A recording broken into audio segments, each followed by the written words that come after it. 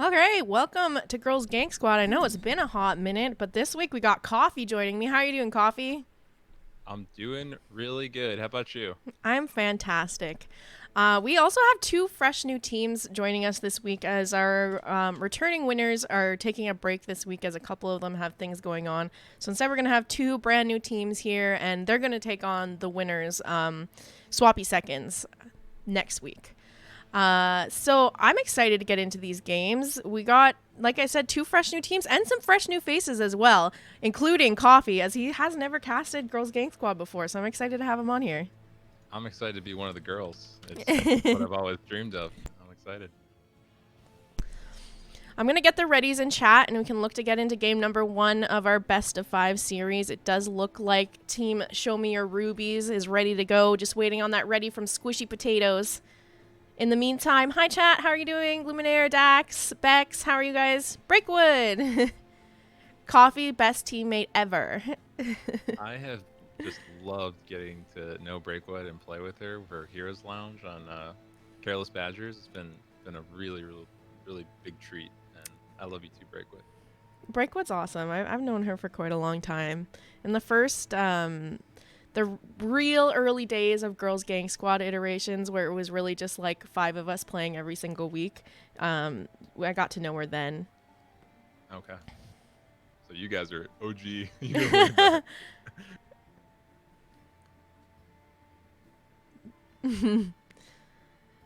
All right. Do we have the readies out from the other team? It does. So we're going to get into game number 1 of our best of 5 series between between Show Me Your Rubies and Squishy Potatoes. Let's get into this. Get into it. I always love when you hit the button right away and then you got to wait like 10 seconds of awkward silence for it to actually start. Yeah, it's such an epic moment to hit that button, and then there's that delay. So now that we're in the draft screen, you guys can get an idea of who's on these teams. On the left-hand side, we have Show Me Your Rubies, comprised of Imoryn, Kiyeberries, Snarfungus, and Xatiie. On the right, we have Squishy Potatoes with Mercy, Miss Pussycat, Traxex, Roqwell, and a new face to GG's tonight, Jen. All right. Welcome, Jen. Let's see what we have in store this evening with Jen's Girls Gang Squad debut. This is actually Mercy's first time playing in Girls Gang Squad as well. She's been in the server for a little bit, and I think we all kind of knew of her and is trying to push her for CCL reasons. But I think this is the first time she's actually done Girls Gang Squad on a Friday night. Awesome. I'm excited to see Mercy play as well. So the Cassia ban to start things off. Is Cassia still OP, Jazzy? I mean, she's had her nerfs, but I'm still seeing a lot of teams pick her up in like NGS and in the in-houses and stuff. So I think even though she's had like her Surge of Light nerfed, and that it still seems to be a pick that people are going for. And they are going to go ahead and they're going to get rid of Breakwood's Urel. They say Urel's just too powerful. We've seen Breakwood dominate on Urel. Let's get it out of here. Breakwood's not even playing, but like just her aura is so present. Your mic is doing that crackly thing again, just as a heads up. Oh, hold on a sec. Yeah, no problem. It's going to be Snarfungus taking that Li Ming. We've seen her bring Li Ming out in the past couple weeks, as well as some other things such as the Tracer and Lunara. And she's quite strong on this. She does a good job of kind of flanking into these positions and getting that damage onto the back line while still managing to survive herself. On the side of Squishy Potatoes, Sylvanas getting picked up by Miss Pussycat. This is one of those heroes we've seen Miss Pussycat play once in a while. I know she's known for her diva, but she also plays a mean Sylvanas as well. Is that sounding better, Jess? Yeah, much better. Okay. I think that was actually just my wife vacuuming. Imperious and ETC getting picked up on the side of Show Me Your Rubies. You know what would pair so well with their comp right now? What are you thinking? Which is too bad because it's already banned out. Would have been the Ana, so that was a good ban. Yeah, that would be sick.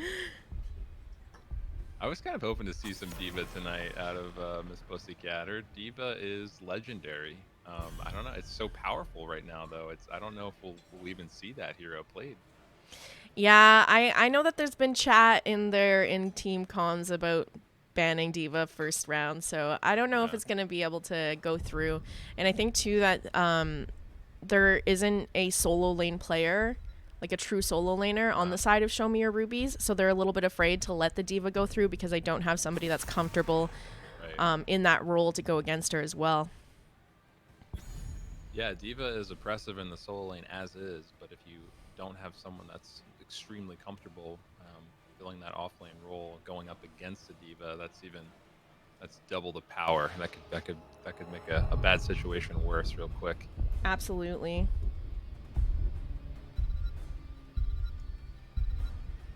Get here. The Mei Gray main. I'm excited to see some Mercy Mei. Mei is such an impactful hero, and I feel like she's been banned in most of the games that I've played, but I feel like she's at that point where she's getting through the draft and she's making big impacts in games. So I'm excited to see that. Imoryn's going to pick up the Rainer, and Kai's going to pick up that signature Anduin. I'm excited to see Roqwell on Greymane as well. That's not a pick that I've seen her typically play. She's known for her fall stat. I've seen her play a lot of Cassia recently, even Jaina and Sylvanas, but I don't know that I've really seen her play too much Greymane. So I'm excited to see how this plays out for the side of Squishy Potatoes. And the Deathwing coming out by Trax to round things off. The Deathwing on Battlefield. Is this something you see often, Jazzalene? You know, I can't say that it is something I see very often, but I do think they can kind of make it work here. They don't. Yeah. I mean, I guess Imperius has his percent damage, but other than that, I was going to say the only thing that could really shred Deathwing potentially is Imperius. Yeah. But yeah, I like the pick. I think that's exciting. Let's see how it plays out for them. Let's get into game number 1. Yeah, the best part about these teams here is, unlike most weeks, I try to give like a healer main, a tank main, an offlaner, so that they kind of have people to fill those roles. But this week, we just needed all 10 players that signed up playing on 2 teams. So we have a mix of flex players, but no true like tank or offlane players for the most part. Gotcha. Well, this should be an interesting match. I'm always so impressed with how even, the teams seem when I watch Gank Squad. There always are super exciting games. Even if one team, wins the games pretty handedly, they're always entertaining to watch. So there's always excitement. Well, let's get into this. Game number 1. All right. Oh, my overlays aren't showing. I'll get us started here. on the red team, we've got Mercy on the Mei. We've got Roqwell playing the Greymane. We've got Pussycat on the Sylvanas. We've got Chen on the Malfurion. And Trax bringing us the Deathwing.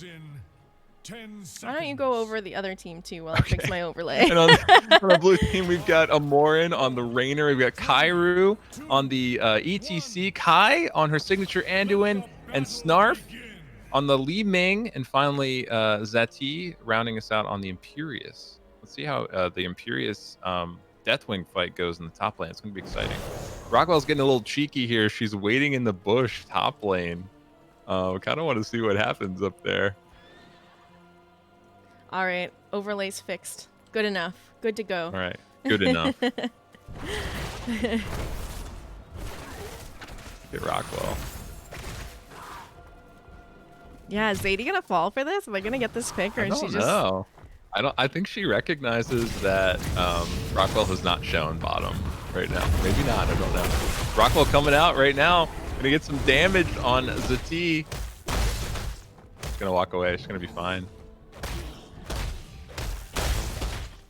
Now, this is leaving a 4v3 in the bottom lane here, so Show Me Your Rubies kind of pushing this forward, being a little bit aggressive in this bottom lane. Kairu is sitting in that bush, just waiting for somebody to make one wrong move, but they're aware. They know what Kairu's up to here, and Pussycat pushing out a little bit. We're gonna have Pussycat's not Roqwell. scared. Roqwell taking that top siege camp right now. Still hasn't rotated down to join the 4-man. Instead, grabbing these mercs to kind of help Deathwing out with the siege top lane. In the bottom, we have Show Me Your Rubies taking the siege camp down there as they are up members with Roqwell being top lane. I wonder if their strategy is just to run a 2-3 this entire time. It's an interesting strategy, and it's kind of working out for them. I mean, they're going to take this entire top front wall here, and in bottom lane they haven't lost anything. The front wall is looking healthy. Roqwell getting kind of low here with Raynor now showing up to the fight, looking to get that pick. Stun goes out onto Roqwell. And the kill! Gonna lose her life for it, but what an epic play. Oh man, we've already got some fireworks. It's early in the game. Yeah, that was first blood right there, followed up by the second blood, almost immediately taken out by the towers there. Pussycat getting a little low bottom lane, but she's going to tap and stay down there. We are at that point in the game where bruiser camps are the focus, trying to get those out before objective comes up. And we do see Roqwell on the side of Squishy Potatoes grabbing that bruiser camp right now. Raynor and the Anduin picking up the bruiser camp on the side of Show Me Your Rubies. Show Me Your Rubies a little slower on taking camp, but they're going to get it out nonetheless before this objective. Greymane just shredding that camp, getting it done really fast, and good camp timings by both teams as we have our first Immortal phase coming up. Curious to see how they're going to play this out, if they're going to go for the burn or the defense, but it does look like blue team setting up around the burn area with red defending. Xatiie getting caught out. Guy gonna pull Xatiie out. No deaths yet. Looks like Xatie's going to go up and deal with this bruiser camp, and Pussycat's going to head down and deal with the opposing bruiser camp, while Roqwell gets some damage done on the Immortal. Do have all 5 members of Show Me Your Rubies on that top Immortal right now. Mercy getting kind of low, drops a Blizzard, catches the Raynor in it, and uses her Unstoppable to try and get herself out of there. We are at the halftime now. Halftime show is over. Kairu getting aggressive, stepping up. Deathwing getting insane damage on the Immortal though. Getting a little low. Kairu's just zoning here. Pussycat's just unloading onto Kairu. Deathwing's gonna ult in. Close race, but the first Immortal going over to the side of Show Me Your Rubies. Not for free, though. They do get the pick onto the Imperious. So they will be down that player for this first push, and unfortunately it's their solo laner. So they might need to send one of their DPS down to the bottom lane to catch that soak, and there's only going to be 3 people pushing with this first Immortal. Yeah, but they did get, it was a close race, and they got the shields down on this Immortal, so it's going to get cleaned up pretty quick here, I think. But Kairu's stepping up again. She's not scared of Mercy. Mercy's in kind of a weird spot right now. She's zoned a bit. She's stepping out, doing some damage on Kiyeberries. Power Slide going out, connecting onto the Malfurion, but no real damage to follow up with that. And now it's left ETC in a little bit. She's super low right now, but she's just going to barely walk away. Now Kairu's rooted. Snarf just missing the blow up on the Malfurion there. That was so close. Mercy and Jen are going to have to back. Siege camps are up and available now for these teams to grab. We're going to see Imoryn and Kai going to that with the help of Cairu. Snarf just sitting up in the bush, hitting from behind, looking to put out some damage maybe if anyone walks in here. They're going to cap that, no problem. Mercy and Jen are rotating bot right now. So he's going to back up just a little bit here. Really interesting rotations, but like it's working out pretty well for them, I think, how they're running this. Yeah, both teams pretty even on XP, even though they lost that first Immortal phase. And got a pick. It's just, yeah, everyone's been playing pretty on point with the macro game, grabbing camps when they come up. We do have bottom siege camp up and available now if someone wants to make a rotation for that. And here comes second Immortal phase. Bruiser camps. Mercy's chilling in the bush. Bruiser camps aren't going to be available quite yet for these teams to grab before this objective. Root goes out onto the ETC, looking to back up here. Miss Pussycat stepping forward to get a little bit of damage onto the ETC. They're going to get out okay here. Bottom lane's just looking pretty even here, but Kyra's going to rotate around. Big spear into Roqwell. Slide going out into Roqwell as well, and that's going to be a dead doggy going into the second Immortal phase. All right, Immortals are up now. Looks like we're going to see Show Me Your Rubies rotating on, trying to get some Immortal damage onto the Immortal of Squishy Potatoes. Blizzard coming out from the Mei. And now we have a root from the Malfurion. Yeah, this is a nice thing about the side of Show Me Your Rubies. With the Rainer and the Ming, they can do a lot of poke damage without putting themselves in danger of Immortal stuns. Yeah, they got that Immortal to half with relatively, little risk right there, and it's looking like they're going to try to do the same thing here. Here's the thing, they need to be a little bit careful. Level 10s are almost online for Squishy Potatoes. Or, actually, they hit it first. Show Me Your Rubies taking that level 10. Now Squishy Potatoes grabbing theirs as well. We're going to see Light Bomb from the Anduin. Rainer getting caught here. Leap of Faith pulling him out, going to be able to survive from that engage. Now looking to set up to defend their top Immortal here. Kiyeberries says not today, and Imoryn lives to fight another day right there. That was crazy. Xatiie kind of on her own here. Needs to be a bit careful. Stun goes out but doesn't connect. And Jen is running for her life right now, but she's gonna live. And Xatiie, oh my god, that's rough. You hate to see it, you really do. That fight was so split. The snowball went out and sent half the team into the across the other side of the map. Yeah. And unfortunately, Show Me Your Ruby's not able to get the counter pick onto Squishy Potatoes. Power slide going out. Just kidding, they got the counter pick. Down goes Malfurion. These team fights are so back and forth. This is exciting. Does look like we're going to see Squishy Potatoes backing up now, giving over the Immortal, grabbing some camps while they can to get some siege pressure out while they get ready to defend this next Immortal. While we're here, let's just take a second, go over the ults that were picked up here. Light Bomb grabbed by Anduin, Mosh from the ETC, Wave of Force from the Ming. We have Angelic Armaments being picked up by the Imperious, and Rainer's Raider getting picked up. On the side of Squishy Potatoes, Mei taking that snowball, Wailing Arrow coming out from the Sylvanas. We have the Burn Beneath My Shadow from the Deathwing, which is one I don't usually see. I usually see the Bellowing Roar for the Fear. Right. Cursed Is that Bullet. the one where you reset on towers? Like Yeah, so when you kill forts and keeps, yeah, you get a reset on your Cataclysm. Got it. Xatie's going to make it out top lane, and they're just, blue team's just pushing with this Punisher relentlessly in bottom lane right now. Not a whole lot Pussycat can do right here, but she's definitely aware of the situation, and she's backing up to her keep. Yeah, it looks like they're going to trade the forts here, but the question is, are they going to be able to rotate fast enough to save their keep after taking that fort? Or are they just going to keep pushing and go for another trade? Here comes a Cataclysm from the Deathwing. Just try and help clear up this Immortal. Yeah, I'm surprised how much damage Deathwing and Sylvanas are actually doing to this Immortal. It was relatively healthy going into that front wall, but it's not going to get a whole lot of damage onto this keep before it falls. Yeah, the thing is there's still 3 members of Squishy Potatoes pushing the top keep right now, so if they just want to stick around here and finish this keep off, they're ahead on the burn here. Yeah, Xatie's a little low. Huge spear, though. Going to get a little self-healing out, but she's still going to have to back off. You see the cleanse coming out from Sylvanas, and it was a beautiful one. Managed to get her out of the mosh, as well as the follow-up Light Bomb. And Red is just going to take that top keep.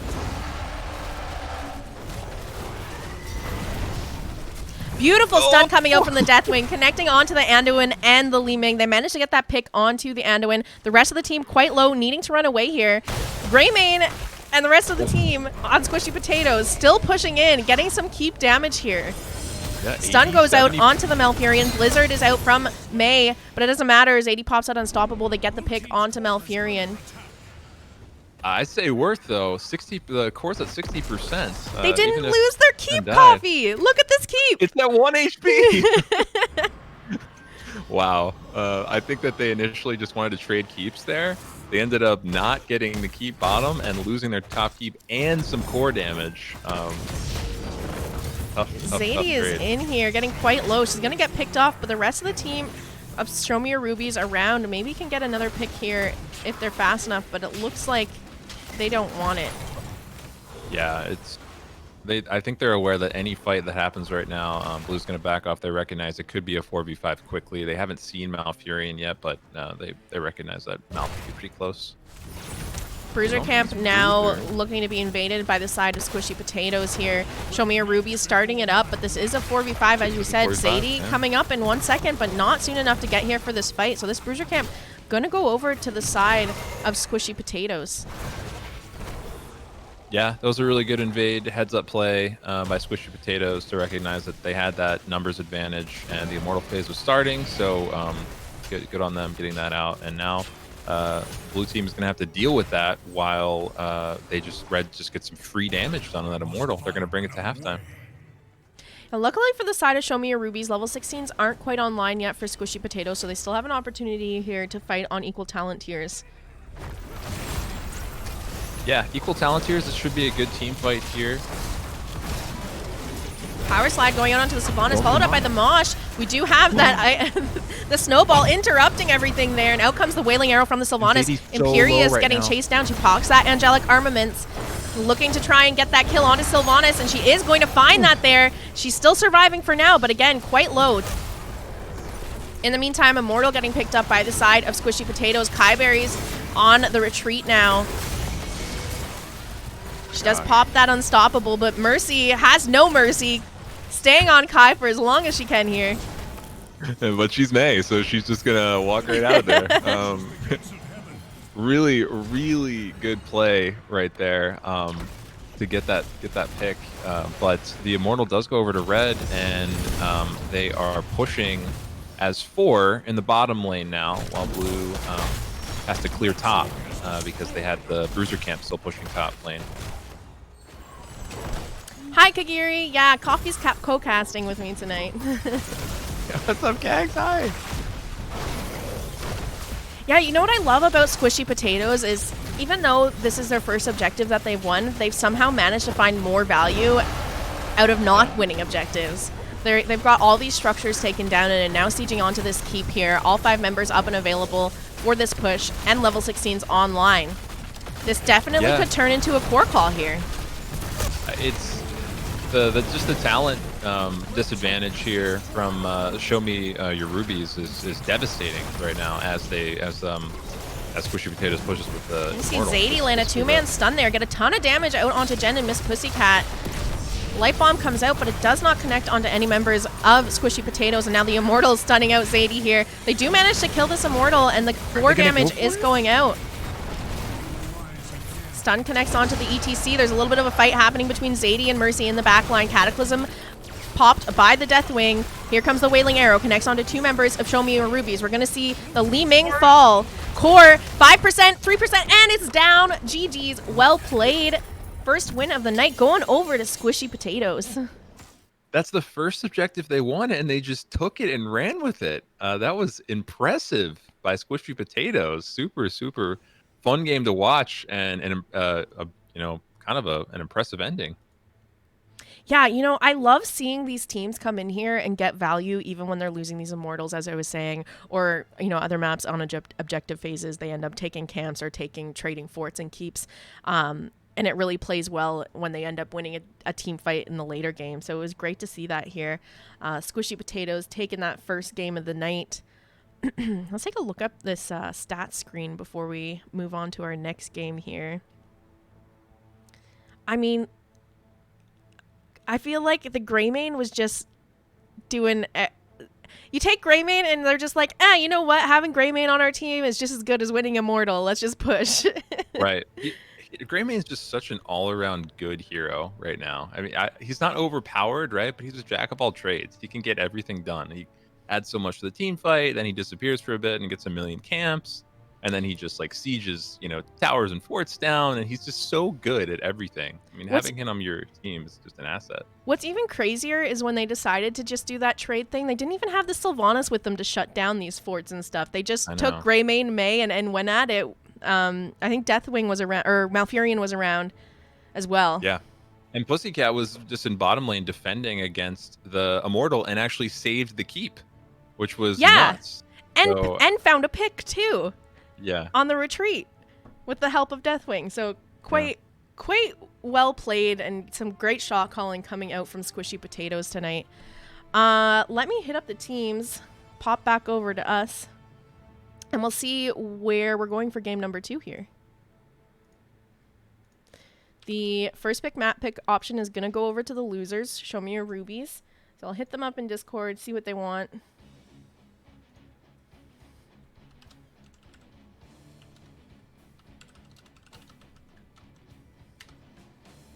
Now, they did win the coin toss tonight for the option of first pick or map pick and opted to go with first pick. So that map was picked by Squishy Potatoes.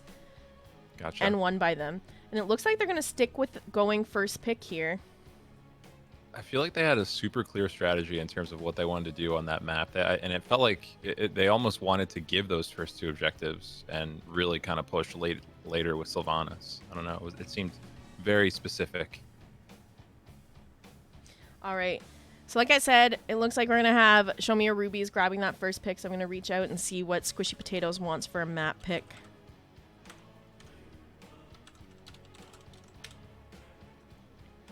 So how are you enjoying your first Girls Gang Squad so far, Coffee?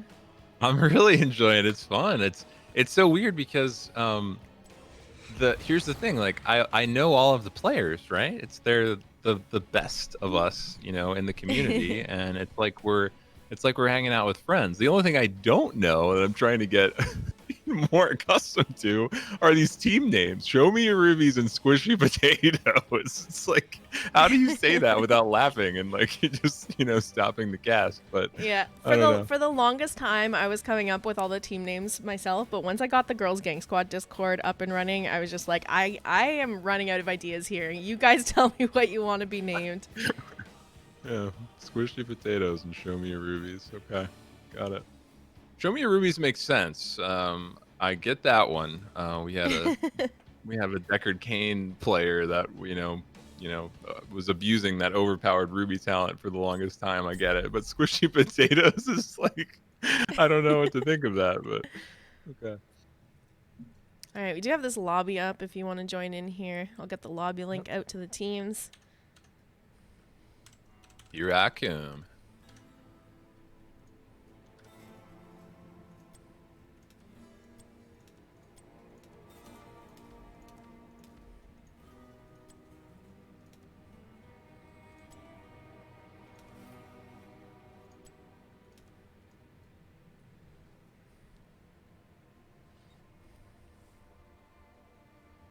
We are going to Infernal Shrines for game number 2 here. What are your thoughts about that, Coffee? I mean, I think Infernal Shrines, and I think, is there a CairuCan player on any of the teams? And I don't know this for sure, but does Xatiie play CairuCan? I'm not sure. I know Breakwood does. I know Breakwood does. I'm not sure if Xatiie does, though. Okay. Yeah, no, Breakwood is like god tier CairuCan. It's a treat whenever I get to see her play CairuCan. But I would love to see a CairuCan on this map. So Roqwell's saying in chat right now, someone wanted to be called Potatoes and someone else wanted to be called Squishies. So they came together as a team united under one flag, the Squishy Potatoes. Well, I think that's called democracy, is what that is. That's great. All right. You'll love to see just waiting on one more here. Let's get Snarfungus in here. Oh, she is. I actually got to swap her and Jen. There we go.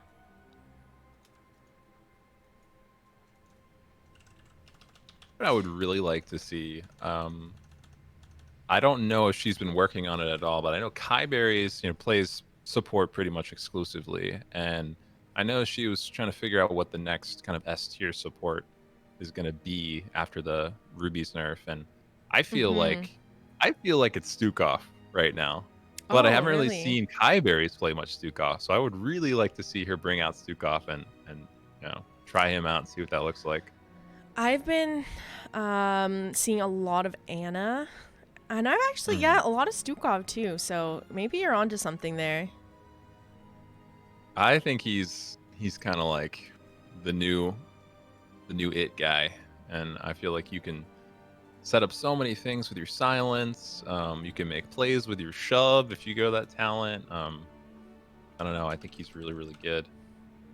All right, getting the readies in chat here. Yeah.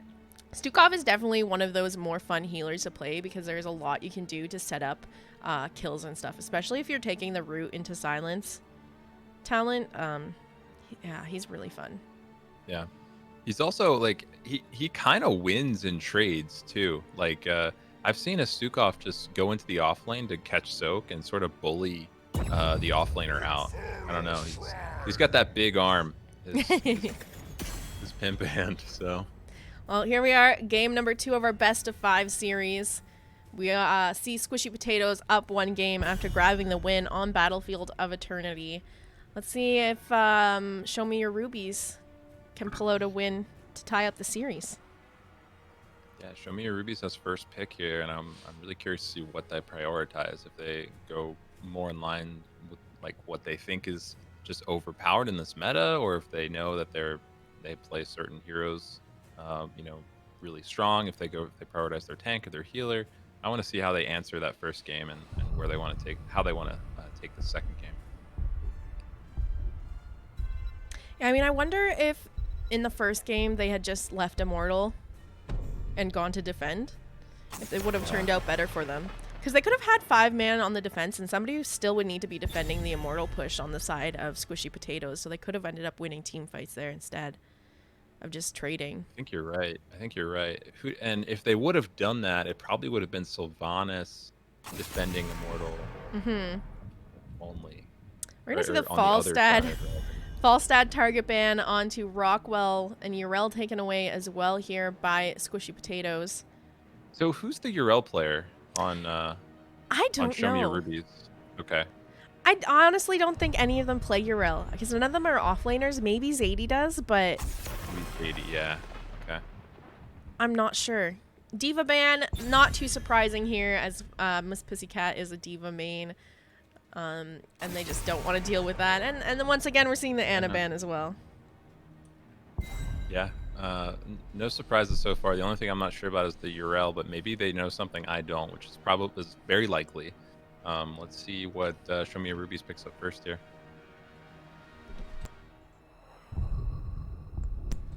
Yeah, I'm really interested to see what they grab here. If they're prioritizing first pick over grabbing a map that they're more comfortable on, I imagine they must have something in mind that they want. Snarf locks in the Sylvanas. Kind of a good call. I mean, Pussycat played a really strong Sylvanas, so you're not only are you taking that for yourself, you're stealing it away from Pussycat, and Sylvanas disabling structures here can allow that Punisher to really do some damage. So good pickup. I was about to say, but her taking Sylvanas means Li Ming's up for Miss Pussycat, who is also known for playing the Li Ming. And that's exactly what we're going to see here. Ming getting picked up. Jen picking up the Lucio. Pussycat super strong on Li Ming. Not me personally, not my favorite Li Ming map, just because you can't throw orbs through the objective. Yeah, no, I agree. And yeah. It's not like you have a nice AoE spell damage for the Shrine Clear either. So definitely not a mage I tend to think of grabbing on this map, but she might be able to make it work. Again. I shall do what I must. So we have Kairu grabbing ETC again, and Kiyeberries grabbing Alex Straza, another one of her favorites. So that is good to see. Nothing too surprising here. On the side of Squishy Potatoes, I expect them to grab some type of better shrine clear here. Not exactly sure what, but they need something with that Li Ming. Maybe a gray main again? That would be good. Oh, they could do like a resets comp. That would be fun. Yeah, it probably is going to be the gray main, realistically. If it's not gray main, I'm picturing maybe... It'll be Cassia. I'm just guessing based on who's left to play here. Also, don't rule out the Murky pick here. Traxex is a Murky main. They have last pick. She could kind of sneak it in there. Infernal Shrines, I think, would be okay for Murky. I would love to see it. I think we might. I think there's a good chance that we might see it here. May is gonna be banned out. Squishy Potato says she's too dangerous to be left alive. Mercy picking up the stitches. And there's the Carrigan! Roqwell grabbing the Carrigan. That's what I was hoping for. Very exciting. Oh yeah, This is gonna be a another spicy hero game. I've never really seen Roqwell play before, so I'm excited to see this. I was gonna say, you know, before they locked in the Carrigan, I'm a little worried about how they're gonna get these picks on hooked targets, but I think with the Carrigan combo following up here and Ming burst, they'll be okay now. But like you said, not another hero not very good for fighting around these objectives because you have a ton of minions to get in the way of those hooks. Yeah. You know what is good at fighting on objectives? Sonya. So Xatiie just grabbing the Sonya and Imoryn rounding out the draft with a Jaina. Is this gonna be the Murky though? I want it to be the Murky so bad. I hope so. It is There gonna it be the is. Murky. Traxex wow. picking up her main bay, grabbing that Murky here. We all saw it coming. Maybe Show Me Your Rubies didn't.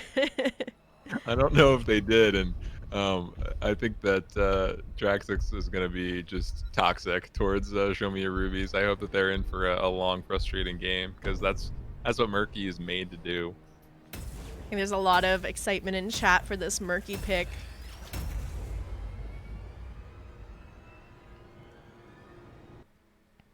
All right. So the other thing about this, so overall, I really like Show Me Your Rubies draft. Great shrine clear when they win the objective. They have a really strong push. They have incredible wave clear. Just really strong draft overall. Yeah. One thing I see happening is if Kai is putting down some of her W's to heal, I see that getting exploited pretty quickly by Roqwell and Pussycat in terms of like knowing where the enemy team needs to stand. One big Carrigan combo could spell devastation. Here we are, game number 2 of our best of 5 series. On the left-hand side, we have Show Me Your Rubies. That's mistyped in my title. We have Cairu on the ETC, Xatiie playing the Sonya, Imoryn on the Jaina, Snarfungus on the Sylvanas, and Kiyeberries on the Alexstrasza. And on the side of Squish Potatoes, we have Trax on that Murky, Roqwell playing Carrigan, Mercy on the Stitches, Pussycat on her Li Ming, and Jen rocking that Lucio.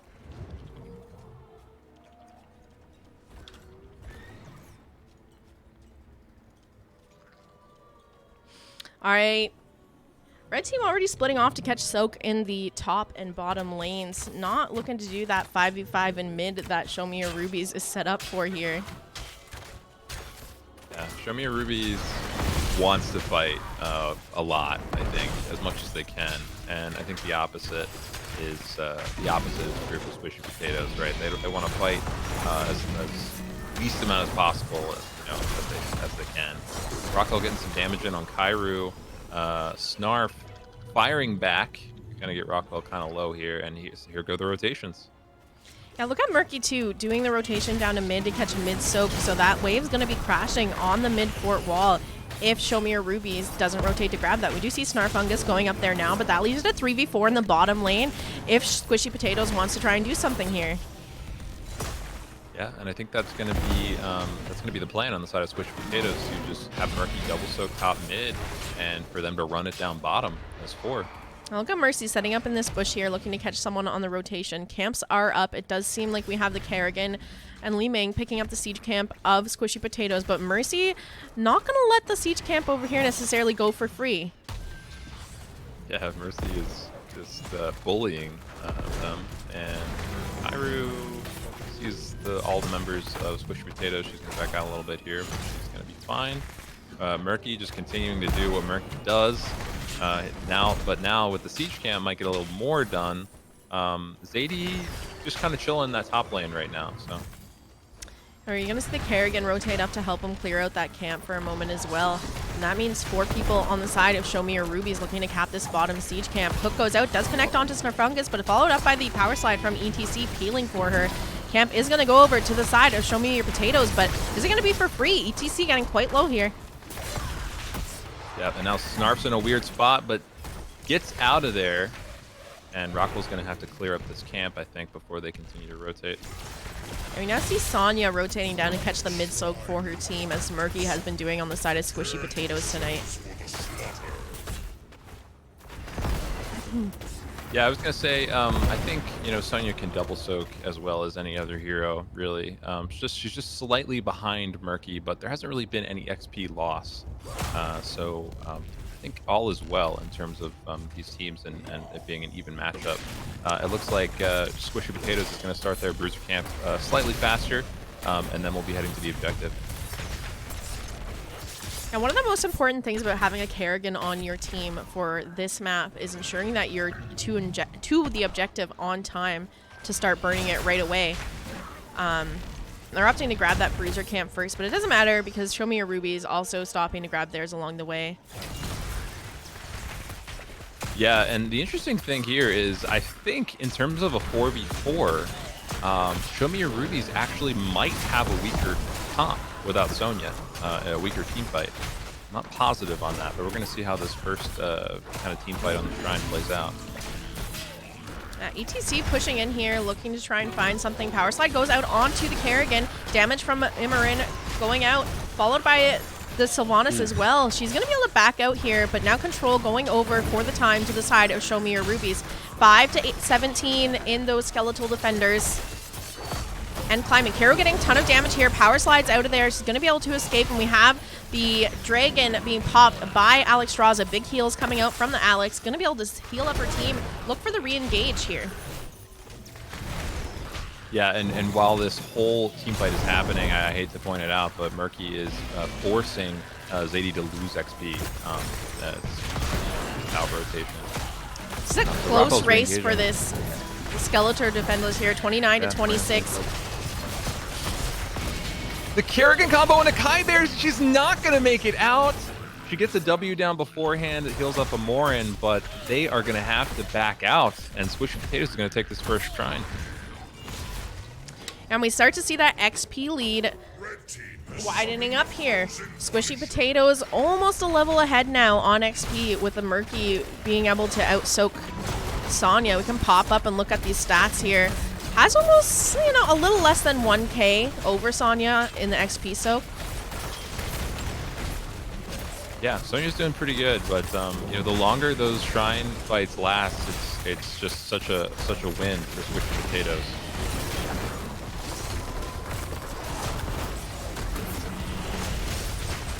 Frozen Punishers, man, I tell you that they're just devastating. I feel like if that was any other Punisher type, this first top fort would not have fallen. Oh. Yeah, I feel like you're right, but here comes the combos once again from Roqwell. She's getting quite low for that, though. They're looking to try and finish it out. Snarfungus into the back line of Squishy Potatoes, looking for that pick. She does manage to find it, but is she going to be able to survive for that? Power Slide coming out from Cairu. She is going to be able to walk away, but unfortunately Gorge comes out.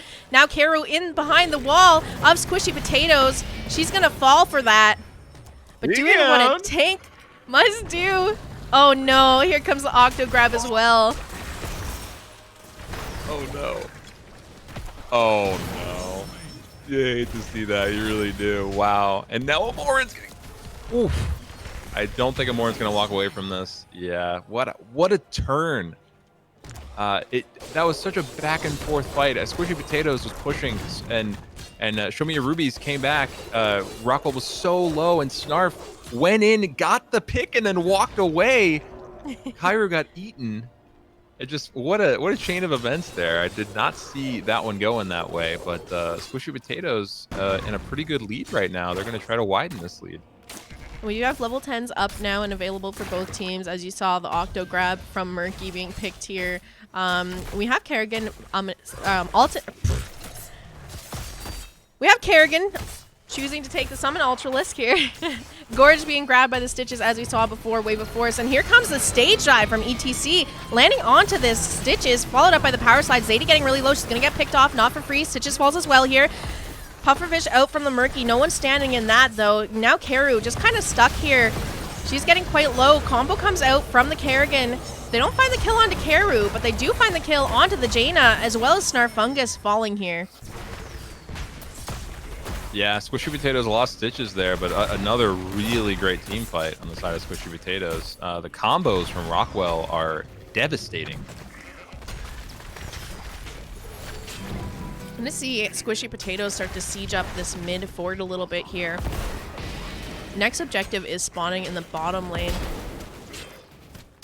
Murky also stealing that bruiser camp on the side of Show Me Your Rubies there. This is the thing, Traxex on Murky is quite scary. Like, most people don't really think Murky is an issue, but she will sneak around, grab camps, join her team on Octograb is on cooldown here. You can see now it just came up, so she's rotating down, probably going to look to get a pick.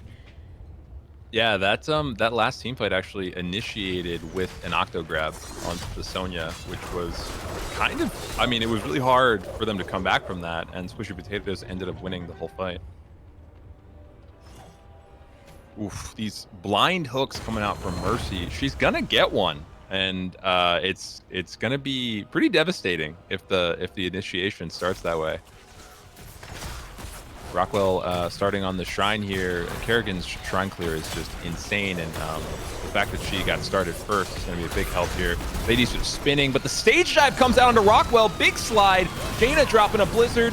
Wailing arrows out. Lucio ults as well. And Snarf is going to get gorged into the base. Li Ming is going to fall as well, and that is a good team fight for Show Me Your Rubies. That's what they needed to get back in this game. Yeah, Kai now healing them up so they can sustain themselves on this objective here. They managed to get 2 picks onto the side of Squishy Potatoes, onto that Kerrigan and Lucio. A trade for one. Sylvanas getting picked off from Show Me Your Rubies, and now just looking to finish off the shrine. 24-22 in Skeletal Defenders. Murky, though, deciding to push that top keep. Fortunately, Sylvanas spawning in right now. She's going to be able to kind of deep push that and defend it from the Murky. But this should be this objective going over to the side of Show Me Your Rubies. Now, what I would like to see right now is Imoryn back and switch with Sylvanas. If Murky's going to keep pushing Sylvanas top. can push. Yeah, that makes sense. And Sylvanas is going to slowly rotate the bottom lane. I don't think Imoryn is going to back, though. They're going to leave all that XP in the top lane that they desperately need. But they're kind of going all in here. Xatiie is driving forward. Big combo coming out by Roqwell. No follow-up on that, though. Stage dive coming out onto Jen. And Roqwell is going to stasis back here. I think she's fine, but the Gorge coming out on the Sonya, Xatie's gonna just spin to win and walk away. Roqwell in a world of trouble, though, and Roqwell is gonna fall. And this Pusher is just pushing ahead here. And I mean, during all this, though, we've had the Murky cap the Bruiser camp on the side of Squishy Potatoes, so that's now pushing in top to threaten the keep of Show Me Your Rubies. They got quite a bit of value out of this Punisher. They managed to take down that bottom fort and do quite a bit of damage onto the bottom wall keep. Yeah, keep absolutely. Wall, I should say. And now they have the 16 talent tier as well. So, you know, they're losing. They lost the objective, right? But they're very much winning this game at this moment. And that's just the power of Murky, I feel like. Yeah, what we need to see now is Show Me Your Rubies play this a little bit more passively. Let the soak come to them. Don't try to overextend for these XP globes here, because you're going to find Squishy Potatoes looking for the engage up talent tiers. We do have Gorge up on the side of Stitches if he does find the pick. So I need to be kind of careful. Mercy's been so good about getting someone gorged and bringing them into her base. It's kind of it's almost silly, like, when she does it in terms of the team fight. Like, it's the last thing you expect, and that's why she's so good at it right now. But it instantly just removes someone from the fight, and that's what they need to do right now if they're fighting these fights down a person. I say down a person, but they're down a fish or a frog. Level 16's now up and available for the side of Show Me Your Rubies. They're going to cap that Bruiser camp. Maybe look for the fight now, because they need to find it before 20s are in line on the side of Squishy Potatoes. They're still a decent level behind on the soak here. Power slide going out from the ETC. Blizzard coming out from Jaina. But Gorge connects onto the Alexstrasza. She does have her ultimate up, and she is going to use that to get out of there. Roqwell now stuck in the back line, and they get the pick onto the Kerrigan. Alexstrasza able to escape thanks to the ult she opted for here, but Cairo now hooked and under the towers of Squishy Potatoes. Kai also quite low and not able to step up into her own heals here as it puts her in too much danger. Oh my gosh, if Trax came up right now and joined that fight, he would one-shot Kai, but she would one-shot Kai. But I think we're good here. Kai's gonna make it out just with tap, and the Squishy Potatoes are gonna clean up this bruiser camp in the top lane. Trax just casually getting forts right now at this point in the game. Doing murky things. Swishy typically does, playing this murky. Oh, Cairo getting really chunked here. Tries to escape, but unfortunately we're going to see her fall. So again, that one level lead on the side of Squishy Potatoes being held onto. Big hook coming out from Mercy onto Imoryn. Imoryn's desperately trying to get to Kai's W. She's going to get gorged out of it. And now Mercy trying to walk away. But that's a dead Jaina, and Imoryn is shakedown. Look over here, we have Traxex just keeping an eye on this siege camp that Xatie's trying to finish up. Roqwell now here to help her cap this. Pufferfish manages to get killed before it pops on her. The rest of the blue team showing up here now. Roqwell getting quite low. She's going to fall. They get the pick onto her. Murky also dies, but it's Murky. He's going to be spawned back in here for a second. Yeah, I don't think that was worth really. But now Squishy Potatoes is on the shrine, and they are clearing it quick. Already up to 17 out of the 40. On the counter play though, Xatiie and Kai are going to work their way bottom. They're going to get some keep damage in this bottom lane, and I love this play right now, Jazzy. I love this play. Yeah, absolutely. This is what I was saying earlier when we were watching Battlefield of Eternity. You lose the objective, but you go and find value somewhere else on the map, and that's exactly what we're seeing from Show Me Your Rubies right now. They have that Sylvanas here to shut down the keep. They can just look to try and pressure this way.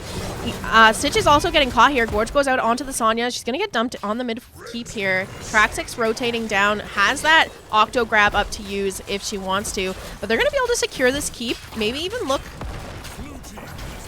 to end if they can get picks, or just go back to defend. ETC getting caught in the Octo grab, getting quite low. Gonna power slide out of there. Looking to heal up. Kai doing a good job of dropping those heals for her. Xatiie spinning to win in the back here. Here comes the stage dive. She's ready to go back in. Mercy throwing a hook out. Just barely misses. She's so low, but Jen's ult saves her. Pussycat's looking for resets. Roqwell's so low. Xatiie gonna clean that up, but she's low as well. And another reset. Jeez Louise. I think that they're going to try to back out now. Show Me Your Rubies winning in that trade, but what a back and forth. And Imoryn battling this Punisher in the top lane, getting a little sketchy. I think they're going to have to back and clean this up. Yeah, this is a lot of pressure on their top lane of Show Me Your Rubies. So they end up trading. I mean, I think it was a good trade, though. They trade keep for a keep. Otherwise, if they didn't do that, they would probably still have been down their keep, but nothing of value in terms for them. Yeah. They took 5% off the core with that push. Yeah. So, I mean, we kind of absolutely got to see what would have played out in the last game if the team had just backed to defend instead of pushing with their Immortal. Mm-hmm.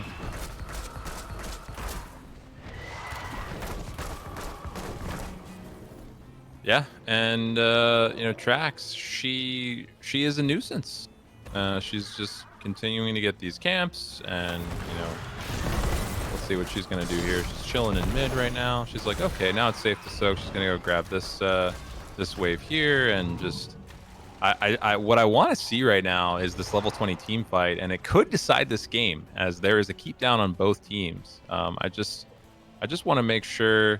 I'm kind of rooting for Show Me Your Rubies here. They need a really good engage, but they haven't been able to get that engage so far. So far, it's either been a hook from the Stitches or an Octo grab from the Murky, something like that. But so they've been super reactive, you know. Yeah. But I don't know I don't know what they need here. Maybe a big slide from Cairu or something like that. Maybe a huge wailing arrow engage. What do you think? You know, I think all that needs to happen is they ready, like their engage, I think needs to happen when the Stitches lands the hook right away, and they have that ability. They have the stage dive. They have everything they really need to go on the engage for whoever gets hooked. But yeah, sometimes just hard for them to find here. I do think that if they were the ones to do the engage, it would play out better for them instead of waiting for that Stitches hook to come out. I think you're right. Yeah. But you're right. You're also right that if the Stitches lands a hook, it's almost been exclusively like a gorge follow up immediately. That's definitely the time to stage dive, and I think that Cairu's been doing that. But it's the team fights are already so split at that point. It's been a challenge for them to recover from that. So I would love to see Show Me Your Rubies kind of be the aggressor here and make something happen. This look like Squishy Potato is going to secure that bottom fort. They also have that camp pushing into mid here. Sonya's going to pick up that. Show Me Your Rubies getting some damage into that top fort, but I mean, they don't really have time to stick around here. They already have Squishy Potatoes pushing onto their bottom keep here.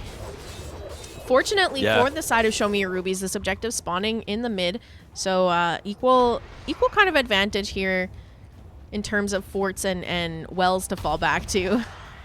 It was a super heads up play for Show Me Your Rubies to back right there because they were about to here trade we go. that Here's fort the hook gorge onto the Sonya. Stage dive coming out, catching the members of Squishy Potatoes. Xatiie now spinning to win on the back line of Squishy Potatoes. We have the Chrysalis dropped by the Kerrigan. She is looking to survive here, but getting chased down by the Water Elemental. She is going to fall. Not for free, though. Sonya gets picked off by the Octo Grab coming out. We have the stun landing onto Lucio. Jen now the next target here in this fight. She's going to fall. 2 members down on the side of Squishy Potatoes. 4-1. Mercy now getting caught out here. Rooted by the Jaina, and damage coming out from the Sylvanas and ETC. She's going to fall here as well. So 3-for-1 in favor of Show Me Your Rubies. This is their opportunity, and this is a frozen Punisher. So they're going to have this Sylvanas trait to shut down their keep, as well as the Punisher backing them up for this push here. This is a huge moment for Show Me Your Rubies, but they are going to have to deal with that top camp pushing. And how come they're not getting on the objective? I don't Do they not know it's up? Sure what's going on here. Jeez, like they need to not delay right now and need to get that objective, I think. Pussycat just poking, mercilessly from the sideline. There was a moment in that team fight where I thought Pussycat was going to get like 3 resets and just totally shift the tide, but it just didn't happen. No. Cairu did exactly what I was hoping for, and when the Stitches hook came out in the gorge, she just stage dive right in there and turned the tide of that fight. It was really, really nice to see. And see 28 skeletal defenders picked up now, looking for that 40 on the side of Show Me Your Rubies. You just send the ETC back to clear out that top lane as there was a bruiser camp pushing in, which is a great idea because he has a stage dive. Not the best wave clear, but stage dive allows him to get back into back with his team quite quickly. Oh, they need to push not with pushing this. with the, yeah. I don't know, they want to grab this bruiser camp to kind of like counter push the Murky, but they're going to lose so much health off this Punisher. I think they needed Snarf to disable some structures and really push with this, but it is a frozen Punisher and it's still very healthy, so they're gonna join it here. Squishy Potatoes did leap the Punisher now. Oh, big hook coming out on Kiyeberries in the gorge. Trinket. Oh my God, Trinket pop by Stitches gonna drop Kiyeberries right into a Kerrigan stun, and that is unlucky. Super unfortunate on the side of Show Me Your Rubies. That sucks.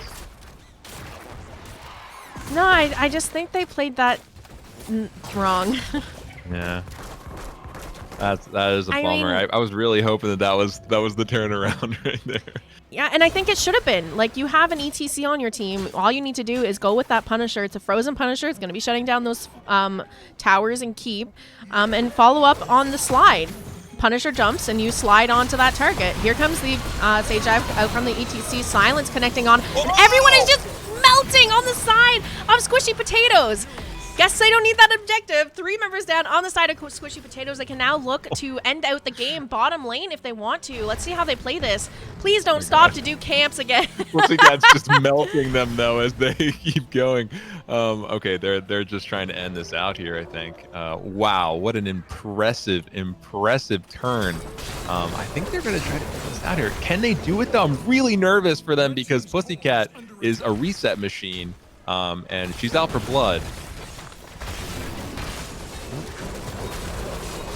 Yeah, here they go. Still another 25 seconds until the rest of the members are up, but out comes the Octo Grab onto the Sonya. Upgrade to do the damage, and they do get the pick onto Sonya. Resets are out. Here comes Miss Pussycat cleaning up. Show me your Rubies, picking off the Jaina, and the Sylvanas just leaving Cairu here by herself. So her and Kai not going to be able to finish out this game. I mean... That's what I was afraid of. Jeez. Oh, man. Oh, you hate to see it. Really great play from Trax to get the Octo Grab. Perfect setup for Pussycat, and then Pussycat just popped off there. Really awesome play. Kai and Cairu picking up this bottom siege camp, making sure that pressure goes on. They're going to have to go back and clear out that top lane, though. We have almost 4 katas now stacked up going into their core here, and the rest of the teammates not up for another 20 seconds. I think both these teams are just trying to hit that level 25 power spike at this point. Okay. I mean, it's pretty often that we see the girls on this show play these games really slow. They're patient. Yes. That's what makes them better at the game, in my opinion. I'm not that kind of player. I rush in and feed too heavily. So. All right, so Squishy Potato is going to siege up mid a little bit with these goat people. Goat people doing work. Trax, she is threatening top.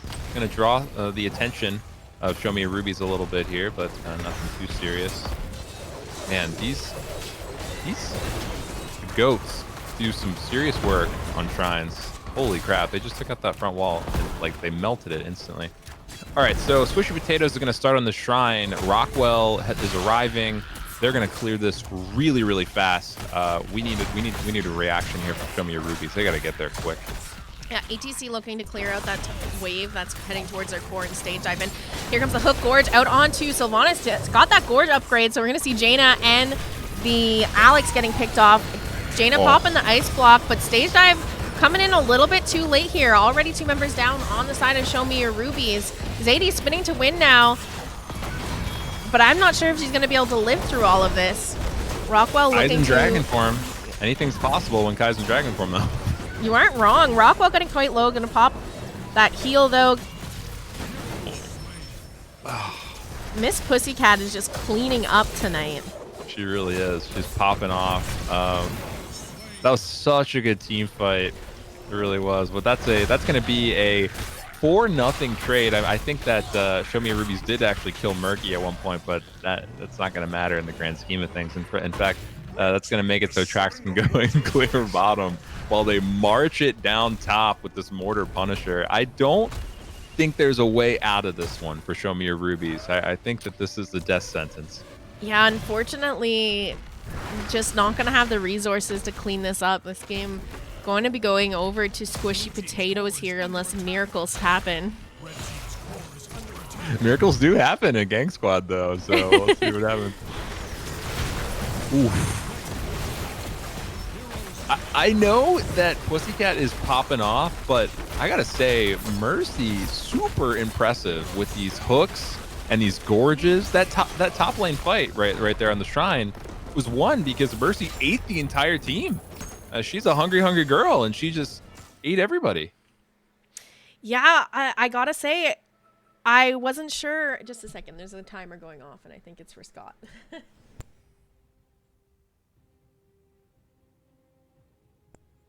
Really awesome game. Let's take a look at the stats maybe a little bit. So Snarf oh my goodness. did 70k hero damage. That's a lot. That sounds like a lot. But then you look at Pussycat, 14-0, 104k hero damage on the Pussycat. Yeah. Jeez Louise. Just absolutely devastating, dominating. taking control of that match. I have to say, going into that, I really favored the draft to show me or Rubies. Squishy potatoes, well, a little bit different, not something you typically expect or see, but they managed to pull it off, and they did a good job of it too. I think we're going to be seeing a target ban of the Li Ming going forward. I think we're definitely going to see a target ban on the Li Ming, and I wouldn't be surprised if we see a target ban on the Murky either. That was oppressive and annoying. I mean, Murky's just one of those heroes where it's not fun to play against, right? Like, in order to play against it, you have to actively disengage from fun. You know, it's like, okay, I have to go deal with this, I have to go deal with that, instead of like doing what actually makes you enjoy the game. So I wouldn't be surprised if we see a Murky target ban either. We are going to take a break here now. Teams want a 5-minute break, so we'll go to a be right back screen, let everyone use the bathroom, and come back to it. Next game here, we're going to give first pick or map pick. Great play from Mercy again on that Stitches. I love a good Stitches, and that was impressive to watch. Roqwell, great follow-up. The combos from Roqwell were also super impactful in that game. And Jen popping the ults just at the right time to save her team. All around, super impressive plays. Yeah, no, I can't wait to get into game number 3. But like I said, we're gonna take a quick break, and we'll see you back in 5 minutes here. But thanks to everyone hanging out. I see you all in chat, and I appreciate it.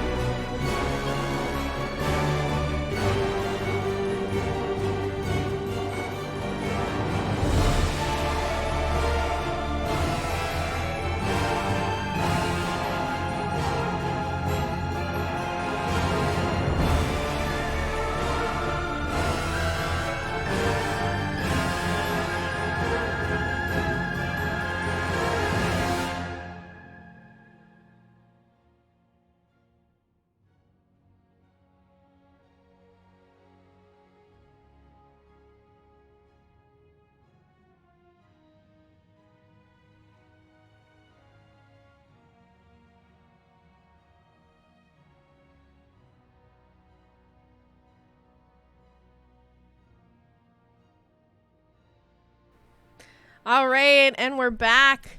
Lobby is up, just waiting for a couple members to get in here. And we'll be getting into game number 3 of our series. We are going to Dragonshire for this last game. And once again, Show Me Your Rubies opting to go with first pick. Mac pick by the side of Squishy Potatoes.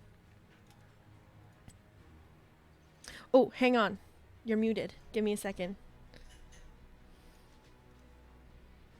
Okay, say it all again. I was going to say, Squishy Potatoes clearly had a game plan in mind on their first game on Battlefield of Eternity. They knew exactly what they wanted to do with their draft. I'm excited to see what they do here with their map pick. All right. Well, looks like everyone's in here. Let me sort these teams. They're all mixed up, and then we can look to get into game number 3. His voice gone.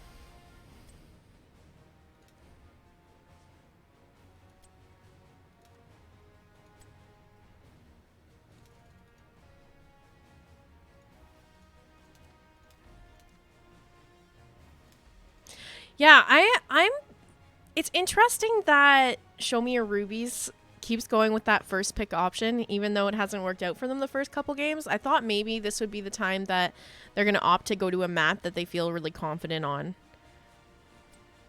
I was hoping for that too, but I think they clearly are prioritizing not just taking first pick, but also maybe taking items away from Squishy Potatoes.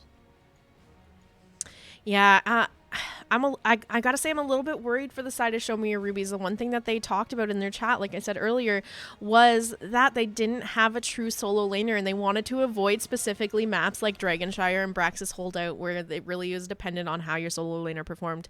But here we are, game number 3. If they lose this one, that's gonna be the series clean sweep, and they're on a map that they didn't want to go to. So I'm really hoping they can pull something off here in their favor. I mean, there's picks on their side that we haven't seen be brought out yet. Snarfungus is known for her Tracer, plays a real mean Tracer, and we haven't seen that yet tonight. Maybe a switch up in tank as well could help out. Snarfungus's Sylvanas was scary there. I remember her diving in and getting a pick and then just walking away at one point in that last game. It was really fun to watch. I'm going to look for the readies here in chat, and we can get into game number 3 of our best of 5 series.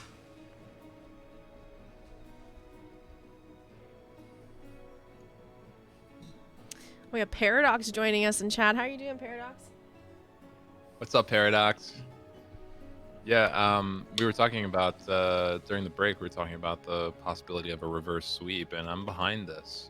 I think that my first time casting on Girls Gang Squad should 100% be a reverse sweep cast. I want to cast more games tonight. I don't want less games.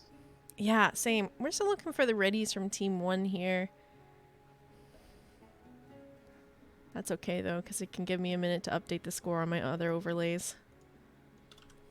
If you're wondering how we got here tonight, first game, we played that one on Battlefield of Eternity. Map picked by Squishy Potatoes, and the win picked up by them as well. Game number 2, we were brought to Infernal Shrines. That one, again, picked by Squishy Potatoes and won by Squishy Potatoes, currently sitting 2-0 in this best of 5 series.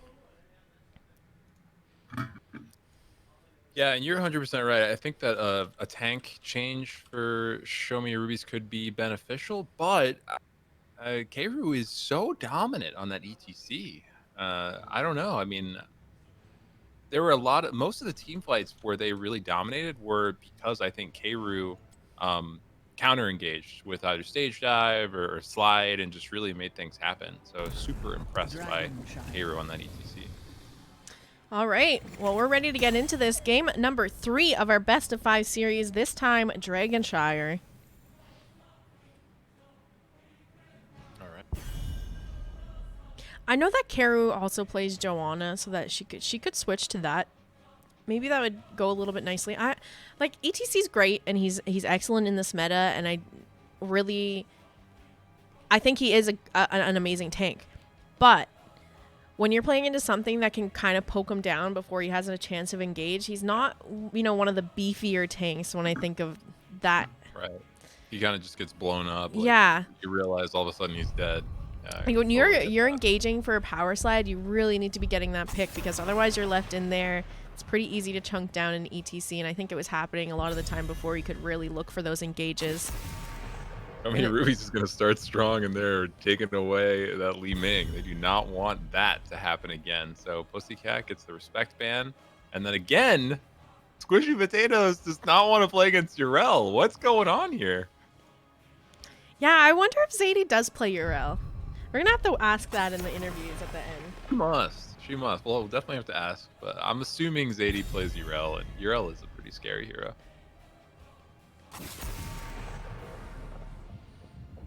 And the Diva ban followed up by the Ana bans. We've seen this all 3 matches so far, so no surprises there. What are they going to prioritize here for their first pick on the side of Show Me Your Rubies this time? Yeah, I'm really curious. I don't think it's going to be the first pick Sylvanas again. I think they're going to try something new here. But I think it's going to be Snarf again, first picking. I think Snarf. It's not. It's going to be Kai first picking the Deckard Kane. Interesting. So Deckard, I mean, everyone, I think, realizes that the Rubies talent was nerfed, but Kai, probably one of the best Deckard players I've ever seen, hands down. And Pussycat is going to counter again with her Sylvanas. Jen gonna, taking that pick up the Malfurion. Yeah. Yeah. I think Miss Pussycat definitely needed to look to lock in there. They're already kind of choking her on her main picks with the Li Ming and Diva being taken away.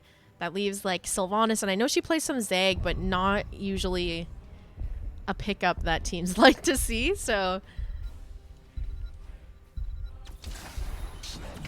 Cairu grabbing the Diablo and Imoryn on the Orphea. That's exciting. I'm excited to see some Imoryn Orphea. okay, so this leaves Snarf probably playing an AA damage. Yeah. So maybe looking to grab either Lunara or her Tracer. And now, dang, there goes the Tracer ban. Squishy Potato just shutting that down. Hate to see it, Snarf. I wanted to see that Tracer. So what do you ban here? What do you want to take away from Roqwell? What do you not want to see on Trax? What tank do you want to remove from Mercy? What do we have here? I mean, we could see the Murky target ban, but it's going to be that Mei again. I was going to say, I agree think with that. I think I'd rather take away tanks and limit the pool on the side of Squishy Potatoes. But the Mei is just such a pain to deal with. It really is. Mercy is gonna pick up the Garrosh. Wow. Okay, so I'm picturing a toss into a Roots. Roqwell on the Zul'jin. I don't know that I've seen Roqwell play Zul'jin. I think about it. That one I have seen. I have seen Okay. Roqwell play Zul'jin. The pick she's picked earlier tonight, I hadn't seen her play those ones, Greymane and Kerrigan in the first matches. But this one, I have seen her play. Her Zul'jin can be pretty nasty. I'm excited to see some Zul'jin. I really like the Garrosh pickup on the side of Squishy Potatoes. It means if Diablo... Whoa! Are yours. Whoa. Okay. Was that on This is, purpose? the double tank bruiser comp? Interesting. Oh, no. It's beefy. It's looking Uh-oh. like that wasn't on purpose. Shit. No. There's no take backs in Girls Gang Squad. No. It is what it is. Oh, shit. Well, I mean, we got lots of targets here to eat throws for Garrosh. True. Yeah, I mean, I don't hate it. Tyrael can do melee assassin, esque damage too. Like I don't hate this. Super beefy comp and there's not really any percent damage on the side of Squishy Potatoes. So I it mean, can they work have out for him. Zul'jin though. He's gonna stack so He's gonna easily, stack, and he's just gonna be yeah. an absolute. He's gonna Oh, stack no. out of his mind. The world is on Imoryn's shoulders right now. This is paradox. Okay, in I was chat. gonna say I feel like Imoryn's just gonna carry this game on Orphea. I'm not worried about this. No, I know that Imoryn is just gonna pop off here. Yeah, a bit of miscommunication coming out on the side of Show Me Your Rubies there in draft, unfortunately. I mean, at least they have a lot to follow in with Diablo if he goes in for the stuns. It could potentially be really scary. At least pre-level 10, they could really, I think, just kind of go for Zul'jin, like dive really hard, right, and make something happen.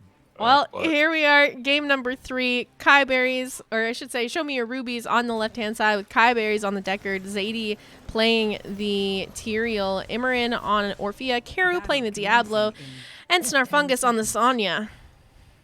And on the right-hand side, we have Squishy Potatoes, Mercy playing Garrosh, Roqwell on the Zul'jin, Pussycat on the Sylvanas, Jen playing her Malfurion again, and Traxex on the Zul. Sonya's going to head right to the top lane to start soaking. And here goes the toss out onto the Garrosh. Or out onto the Diablo, I should say.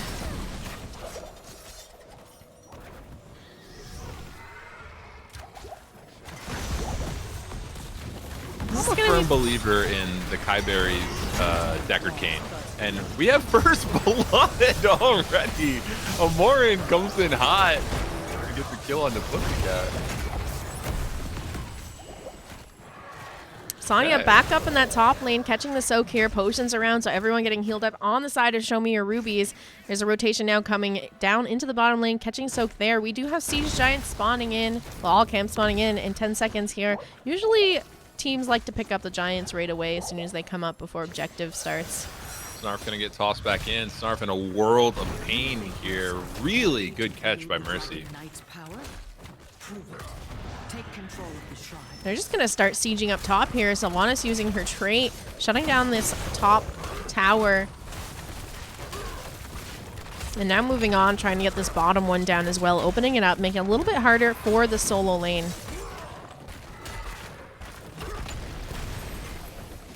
Yeah, in mid lane, Trax almost got picked, but lived to tell the tale, and now he's gonna go back to, or now she's gonna go back to her soak. Trax.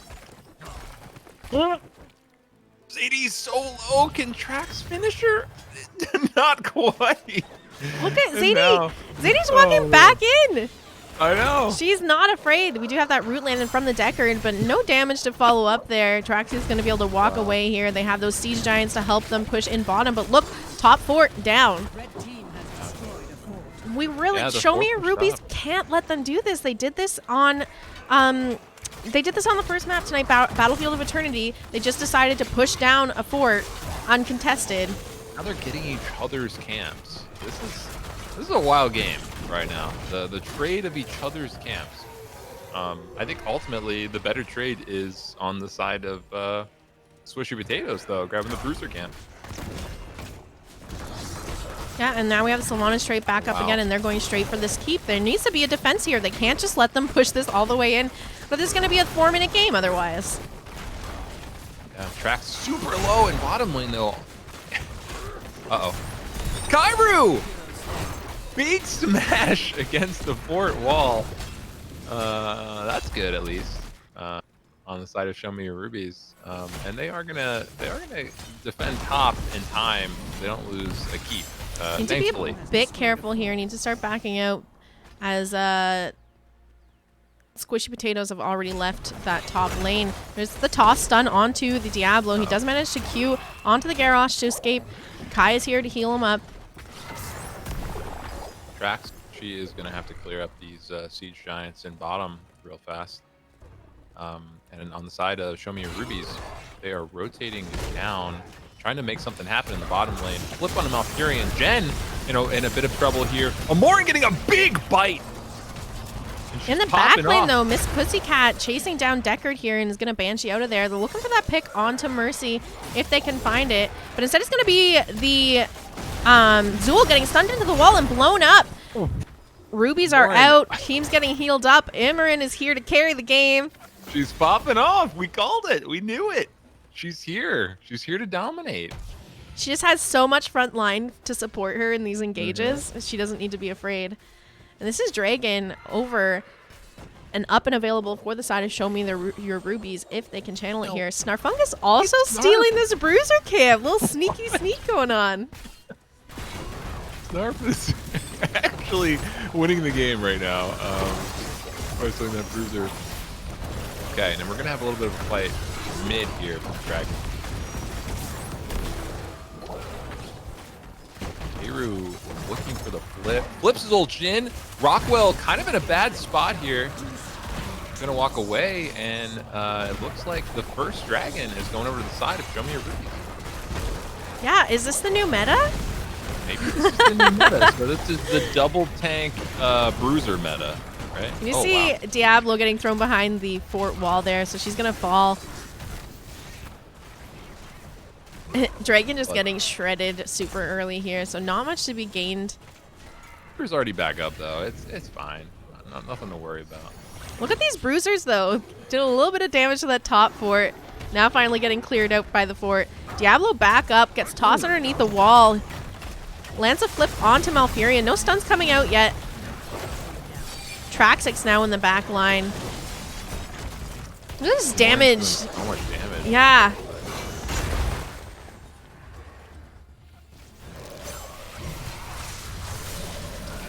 Root with the toss. Xatie's in trouble. Gonna be able to get out, but still in a world of hurt. And Xatie's gonna fall, going back in with the suicide bomber. Not gonna hit anybody. Just want to take a look at the talents here. We should add Sylvanas' talent into Dagger at level 1. So it's currently sitting at 68 stacks, and Zul'jin at 16 of the stacks needed on his baseline quest. He's also gone for a Headhunter, so he's looking to get 2 more kills now onto Show Me Your Rubies. Jen getting quite low. Pops the Unstoppable, looking to get that kill, and they do find it. Bone Prison going out onto Imoryn, backs up and is able to step off the point. Cairu getting quite low. She does fall down. Here comes the chomps from Imoryn. Can we get another chomp and a pick onto Mercy here? They do get the pick, but unfortunately she's not able to sustain herself through there. Xatiie going in for the engage now, trying to get the pick onto Miss Pussycat. She has potions here, kind of save her if she backs up a bit, but she is all in with the help of Snarfungus, who's here to fight it out. Traxex and Kai now 1v1ing on this point for the Siege Giant camp, as it still has yet to be capped during all of this. And Snarf is on the hunt for a Pussycat right now. Oh, and it just misses the spear. I think Oh, she's gonna let her back up. go. Yeah. Yeah, I think she thought she was gonna path around that way, but instead she just backed in that bush after missing the Kai dagger. got a 4-person stay a while and listen in that fight, and it honestly sort of changed the tide of that battle. It was insane. Xatiie pinging for help over here. Imoryn is in there. Out comes the Eternal Feast, connecting onto a couple members there, but it's going to fall off, and Imoryn now falling to the Zul'jin. Xatiie managing to back off, but unfortunately, Orphea getting picked off in that fight there. Sonya capping that bottom bruiser camp in the meantime. Yeah, I feel like not only is Kai did she land a stay well, but every time she throws out like Scroll of Sealing, she's hitting like minimum 3 people. Which is kind of really annoying. And I think that if Squishy Potatoes is going to win this game, they're going to have to dodge that a little. There it is again. I think they're going to need to move out of that a little bit more. I don't know. I'm a little worried here because once again, Squishy Potatoes just going for that siege, and it's not being countered this time. Tyrael cap top. Sonya looking to rotate mid, so this is a 3v4 in the bottom lane. And this fort's just going over to the side of Squishy Potatoes for free. Taunt goes out onto the decker. And here comes the Eternal Feast, followed by the A-Pump with the Stay a While and Listen, and everyone's falling. Down goes the Garrosh, followed up by the Zul'jin. Miss Pussycat getting hunted down now. Judgment coming out from Tyrael. She's going to fall as well. Jen, next target to be chased down. We have Xatiie and Snarfungus looking for the pick. Stun comes out from the Diablo, and she's deleted as well. Down. 4 members down on the side of Squishy Potatoes. Is this a reverse sweep starting to happen? Our sweeps in This is chat. the beginning of the reverse sweep right here. Level 13 is picked up by Show Me Your Rubies, and this is where it all turns around, right here. What a beautiful combo. It really was. Oh my gosh. Eternal Feast with Eternal APOC Feast? and Oh. the Stay a While. That's exactly what they need to be doing in all these team fights. If they can That pull was that insane. off, it'll be golden. Yeah, I think they're not going to be able to get a dragon here. They're going to have another team fight, but They are level 13s. They're actually level 14s, but they can force something really, really quick. It would be the way to go here. Zul's in bottom lane. Snarf getting tossed in by the Garrosh. A huge taunt comes out, and the roots under him. He's gonna fall. Rest in peace, Snarf. Still up that level, up a level on XP though on the side of Show Me Your Rubies. You know, I can't help but wonder maybe if Jen had gone Silence here too, might be a little bit better for the side of Squishy Potatoes. Twilight Dream, I think yeah. so. Garrosh going in for the toss. Xatiie eats that form, but here comes the APOC Eternal Feast combo once again. Judgment. Comes out. Oh my gosh. Kayru, another flip on the Garrosh. Garrosh is so low. Just gonna make it out though, but there's that combo. There's that combo again, Desi. What is that? That's insane. Yeah, I mean, they know what works, and it looks like they're just going to take the fights when that's ready and off cooldown. So another 66 seconds for APOC to be up, and they can make that combo work again for them, but this time have a 5v5 fight because they were missing the Sonya that time. Yeah, wow. Okay, I've got my playbook out here, and I'm taking notes because I want to try this in my own game. That is nasty. The APOC combo with the Stay While and Listen and the Eternal Feast under it is actually disgusting. So we have Show Me Your Rubies picking up the Siege Giants bottom here. Trax pushing in a little bit top, gonna back out, and Squishy Potatoes gonna pick up that Bruiser camp. Here's the thing, I would rather see Show Me Your Rubies play it safe right now and get level 16s before trying to go for another fight here. They have a huge wave to clear out top, and I think that's what they're gonna do. We're gonna see Sonya going to clear up top. Yeah, and the rest of the team just needs to play it safe and catch soak where they can without stepping out too far here. Yep, they're going to try to get 16 here and then force something. Absolutely the right move. And they can probably try to all rotate bottom as 5 as they get 16 here and maybe try to force something.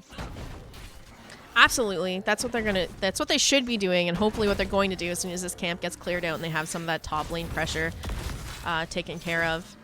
So here comes the Sonya and Orphea rotating to group up with the team. Mercy sitting in this bush. I think they're kind of aware. Toss goes out onto Sonya. Unfortunately, the stun not followed up. APOC comes out as well, and everybody's just getting melted once again. Eternal Feast comes out. Garrosh falls. Next target to go down is going to be that Zul. Roqwell now caught in the back line of Show Me Your Rubies. Pops the Tazdingo, but is it going to be enough to keep her alive? No, she's going to fall as well, and down goes Miss Pussycat, so this is going to be Dragon. Wow. Five members down. Oh, team wipe. And I don't know what Squishy Potatoes was thinking there. They were positioned aggressively down a talent here. They just got 16, like right at the end of that fight. That was a 16 to 15 fight. And here's the other thing too. They traded forts really early, but you know, Show Me Your Rubies got bottom fort much better for a Dragon Knight push than taking out that top fort where you'd have to cross on the Bridge of Death. Looks like they're gonna opt to siege this mid fort down. Diablo is full souls now, so he is going to respawn in on his next death. Sylvanas had 119 stacks on that dagger quest, and Zul'jin's finished out his baseline quest, currently sitting at 37 stacks. Still hasn't finished out that headhunter though. Going to continue down mid here. They're going to try to get that front wall. Taking a little bit of damage. Imoryn's going to back out with the dragon. I don't think they're going to rotate to another lane though. I think they're going to stick it out here and see what they can do. Yeah, I mean, Diablo APOC up in 2 seconds here, so when Imoryn pops out of that Dragon Knight, they can look to engage here and try and get a fight if they want it. Another option for them is to just back off and go for that level 20 now. They're 2 levels up on Squishy Potatoes, so if they just play it safe and passively soak, freeze their lanes, they can try to get level 20 without the risk of losing a fight on equal talent tiers. I think that's the right move. I don't want to see them get too aggressive here and lose a team fight, even though their team fights have been dominant, but I do want to see them make it to that level 20 because I think they're only going to get more dangerous with their combo. There we go. Dragon Knight is down now. I mean, here's the thing. They get Dragon Knight, but it's kind of hard to do too much with it because Zul'jin is stacked. He's absolutely shredding it anytime they step up. Even the Sylvanas. Yeah, just insane damage coming out from Squishy Potatoes at this point. So they need to be careful. I think the way they're making these team fights work at this point is the combo, right? I mean, they're disabling heroes with APOC and the Stay a While, and Imoryn's just doing loads of damage with the Eternal Feast. So if outside of that, Sylvanas is going to do more poke, Zul'jin's going to do more poke. They don't want to be too crazy here. Diablo getting tossed in here, but he's going to Q, stun that the Garrosh into the wall there, flips him over. Now stuck in that root. Here comes the Stay a While and Listen connecting onto the Zul'jin, but he's going to be tossed out and saved. Miss Pussycat getting quite low. Diablo manages to land the Q on her before she can escape, and in the backline, Eternal Feast coming out from the Orphea. They get the pick onto the Garrosh. Now looking at Traxex. Is she going to live here? She's looking to run away. Unfortunately, she does get picked off. Oh, Lots of poison damage coming out now on the side of Squishy Potatoes. They need to be a bit careful. Here comes the APOC combo. Manages to catch the Sylvanas. Damage not around to follow up on that. Imoryn does land the E, but not enough to get the picks. They just need to back off now. They got 2 picks. They're up. Just heal up and play it a little bit safe until... They're almost level 20, and they are looking dominant right now. They're going to grab this Bruiser camp. They're going to back off. They're going to hit level 20 and look for the dragon. His power remains. Control the I think they're going to take this top forward along the way now that they have the Bruiser camp here to support them. Tyrael all the way back at the top keep. The XP now. Xatie's got the XP now. It's so awesome. Like, just side note, all of these ladies are playing Here's the Storm at such a high level right now. This is such a blast. I mean, both teams, I gotta say, like all these ladies are just crushing it. Hang on, Tyrael. Okay. Whew, Tyrael just managing to close. dodge that stun there. Here comes the root.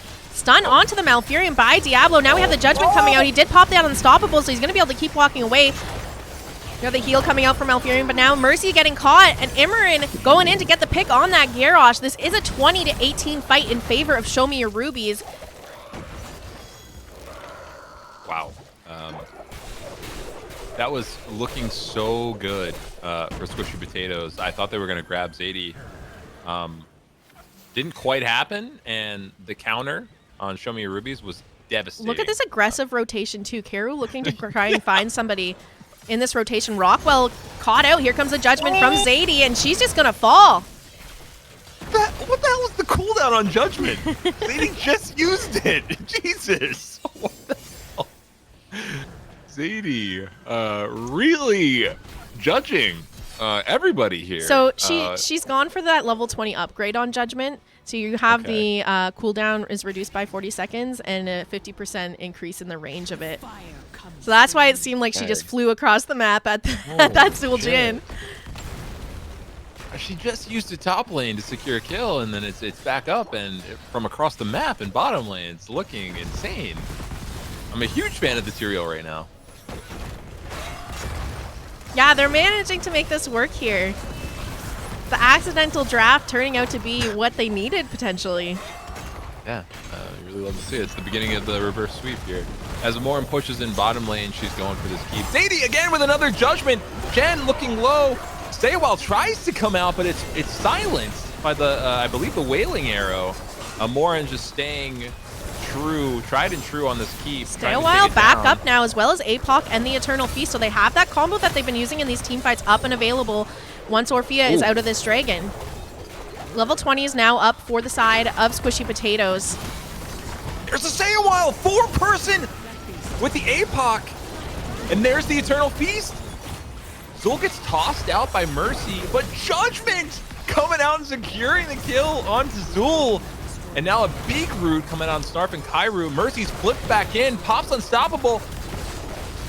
Here they go, trying to finish this off. Tazdingo popped by Zul'jin. He does have that level 20 upgrade that's going to heal him. So full health bar, but it's not going to be enough to keep him alive here. 4 members down on the side of Squishy Potatoes. Our sweeps in chat. It's happening. Imoryn's like, you get a bite, you get a bite, you get a bite. Imoryn's popping off right now. So much damage, and I gotta tell you, I think this is a reverse sweep. Show Me Your Ruby is gonna take game number 3.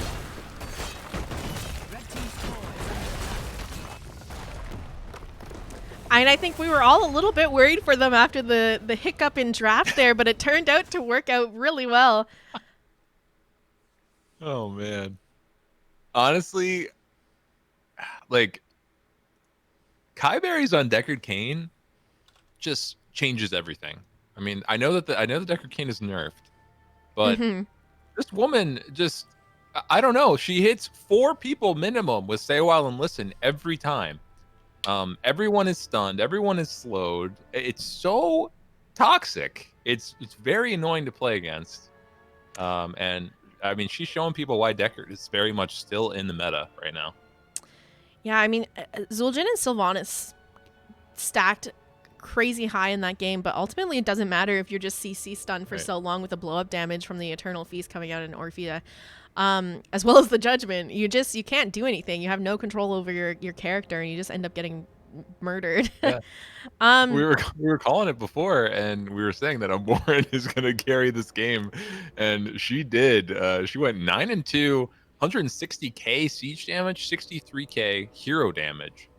She popped off. Look at these kills too, 26-7. You know, normally these games are much closer than this. Paradox in chat saying Cairu knows the Hellgate combo as well. I can't believe how many high players can't do Hellgate combo correctly. Cairu's Diablo is pretty scary. Yeah, I agree. And that's what we were saying before we got into this match. We maybe wanted to see a tank change on the side of Show Me Your Rubies, and she brought it. Yeah, she absolutely did. I mean, I was commenting earlier how scary her ETC was, and you brought up that just a tank shift could probably, turn this whole series, and that's exactly what she did. And Cairu stepping up, showing that she can play any tank. It doesn't matter. She's here to dominate.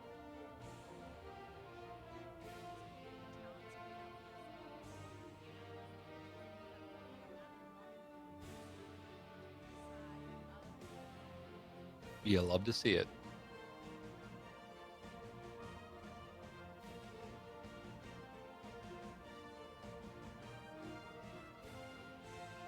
Big B says, always take improved lightning pro to level 20 Diablo. It's the only option.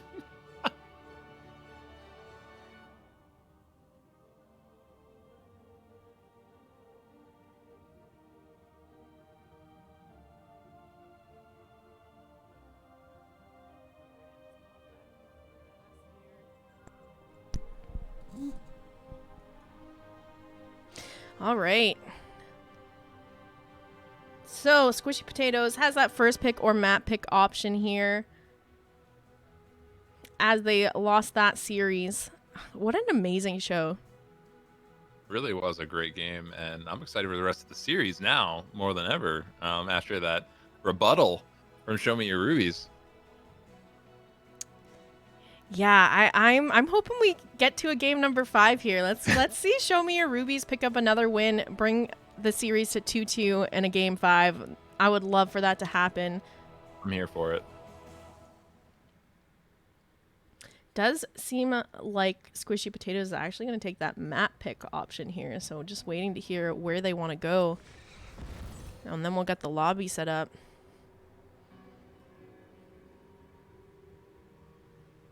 We really appreciate you, Smoogie. Thanks for watching, man. How are you doing, Big B? How's everybody having? How's everyone enjoying their Friday night?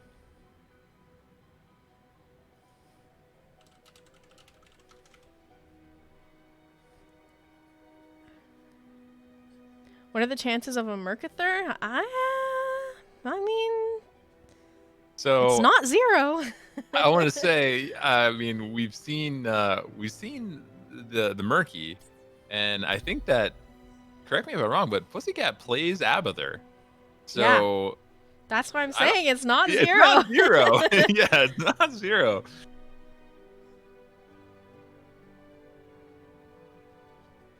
All right. So as I said, Squishy Potatoes actually opting to go with map pick here instead of the first pick option. We are going to Braxis Holdout for game number 4. So we're seeing these 2 maps that Show Me Your Rubies didn't want to go to now getting picked up by the side of Squishy Potatoes. Yeah, Show Me Your Rubies again, saying that they didn't want these 2-lane maps because they didn't want to deal with these they don't really have a true offlaner. But they're gonna figure it out here because they have to reverse sweep. They have to at this point. So turns out they secretly have like 3 offlaners. Yeah, really.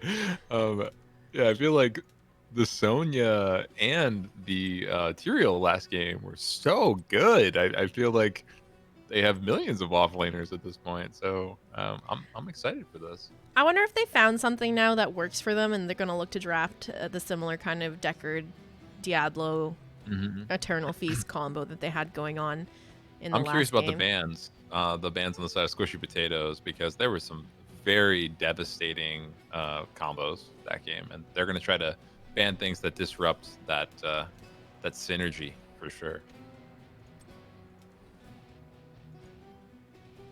All right. I think we're ready to get into this. Let's get the readies from the Sweet. teams here.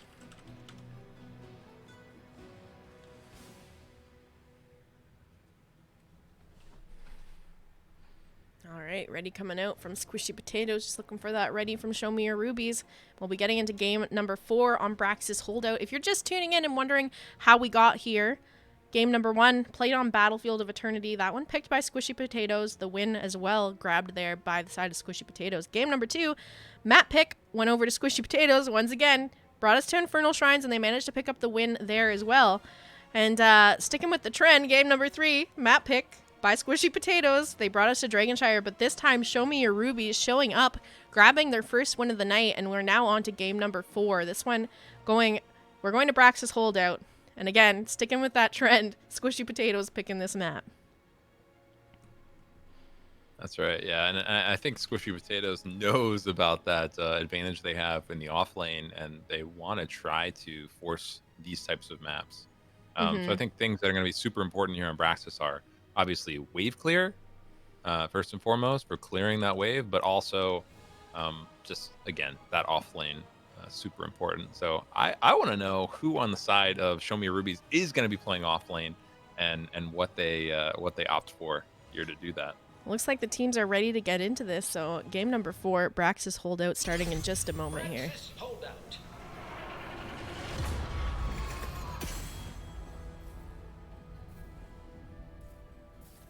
Rubies just needs to misclick their pick again. It worked for the last time. That's about right.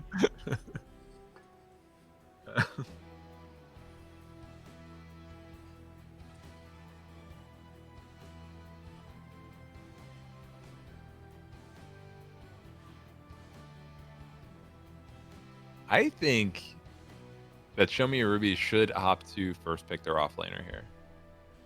Maybe not. As I say that, I realize that if you do that, you show your cards too soon, and then you allow for like a counter Squishy Potatoes offlaner pick. But I wonder if they're gonna let the Li Ming through here, because it's not a Li Ming map typically. It's not the best at wave clear. Yeah. But here's the thing: she wasn't a pick on Infernal Shrines either, and she went 14-0 and did over 100k damage to the enemy team. So it's a little spooky. Sure did. You know what we might finally see getting picked up here is Snarfungus's Tracer. She's been known to run it on Brax's Holdout just to prove a point that Tracer can work on this map. they banned it last time. I mean, yeah. Yeah, you're right though. It's not typically a Tracer map, so hopefully they let it go through, and Snarf can, prove once and for all that Tracer belongs on Braxis.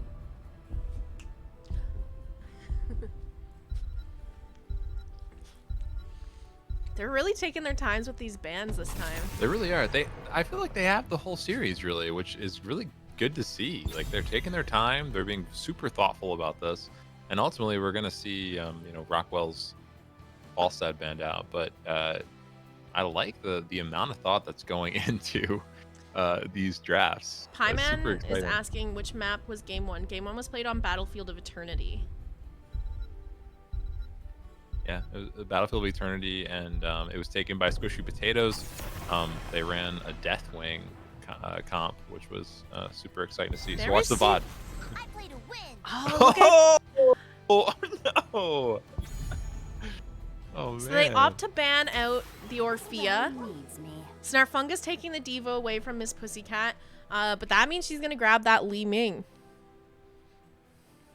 Yeah, I gotta say, no surprise on the target ban on Imoryn. The Orphea was devastating last game. I mean, it really did. I mean, if Imoryn, played any other hero or just not as good, right? That draft they had wouldn't have worked. Period. I mean, the fact that she just popped off on Orphea made that double bruiser tank comp just blossom. So no surprise on the Imoryn ban there, but Kai gonna take Deckard again? She's like, whatever. I mean, I don't care if he's nerfed. He's my best hero, and I'm dominating. If I had to guess, we're going to see a Diablo ban here, just because I already have the potential to stay a while and listen to combo with an APOC again. Yeah. Tassadar, though, kind of fallen off a little bit. He's been nerfed a couple times, and at this point, I don't think he's the best mage that you could grab, but potentially with the Diablo combo, and they didn't ban the Diablo out, so that's still going to be up and available if they want to grab it. ETC and Garrosh being banned out. Maybe we're going to see Squishy Potatoes steal the Diablo away. Oh, no! Squishy Potatoes says, what's better than one head? Two heads. We got a Mercy Roqwell Cho'Gall, and this is gonna be chaos. Yeah, chaos comes. Absolutely. Oh man. Well, let's see. I'm wondering what Show Me Your Rubies counters, is. Yeah. For the horde. Okay. All right. Go ahead. No, you go. I'm not. I'm a little concerned for Show Me Your Rubies here. Just because the only % damage they really have here is Tassadar At level 16. At level 16. I mean, I think and that by there then, is a town. Yeah, Go ahead. I was just gonna say by then Cho'Gall By comes then, online yeah. and you're just absolutely screwed. It's too much. Yeah, Cho'Gall at 16 now is devastating. He basically runs this stunlock comp with his W talent, and you just don't move. I mean, you're basically stunlocked for 6+ seconds. Everyone's dead. It's awful. It's not fun to play against. The % damage on the side of Show Me Your Rubies, they've got the Tassadar. There is a talent for Diva that makes her Q steal % health. But aside from that, they don't look so hot against the Cho'Gall. I don't know. Yeah, and I mean, the other way that you can play into a Cho'Gall that doesn't have a tank on his team is you just dive past him, but they didn't draft a comp that can do that either. Tassadar and Raynor, no ability to really get on the back line at all. I can't help but feel that Diablo might have just been better here again. She can look for those picks, those stuns, the stay a while and listen APOC combo, just keeping everyone locked down in place again. Facility power. Well, let me see how it goes. Here we are, game number 4 of our best of 5 series. We have Show Me Your Rubies on the left-hand side with Cairu on the Johanna, Imoryn on the Raynor, Xatiie playing Tassadar, Kiyeberries on the Deckard Cain, and of course Snarfungus on the Diva. And on the right-hand side, we've got Squishy Potatoes. Trax playing the Sonya, Mercy on the Cho, Roqwell on the Gall, Jen trying out Morales, and Pussycat back on the Li Ming, trying to pop off once again. Access granted. Good luck. I'm excited to see how this plays out. I really, really want Show Me Your Rubies to bring it to a game at number 5. Me too. I do think that Cho'Gall is just so overtuned right now with this build. It's kind of insane. So, I mean, I am very much rooting for the game 5. I'm a little scared of this Cho'Gall. And you know, too, Tassadar having to stand still for so long and stand still when he casts his Q ability is just real easy orbs and combos onto him. So I'm a little bit nervous for the task pickup here, too.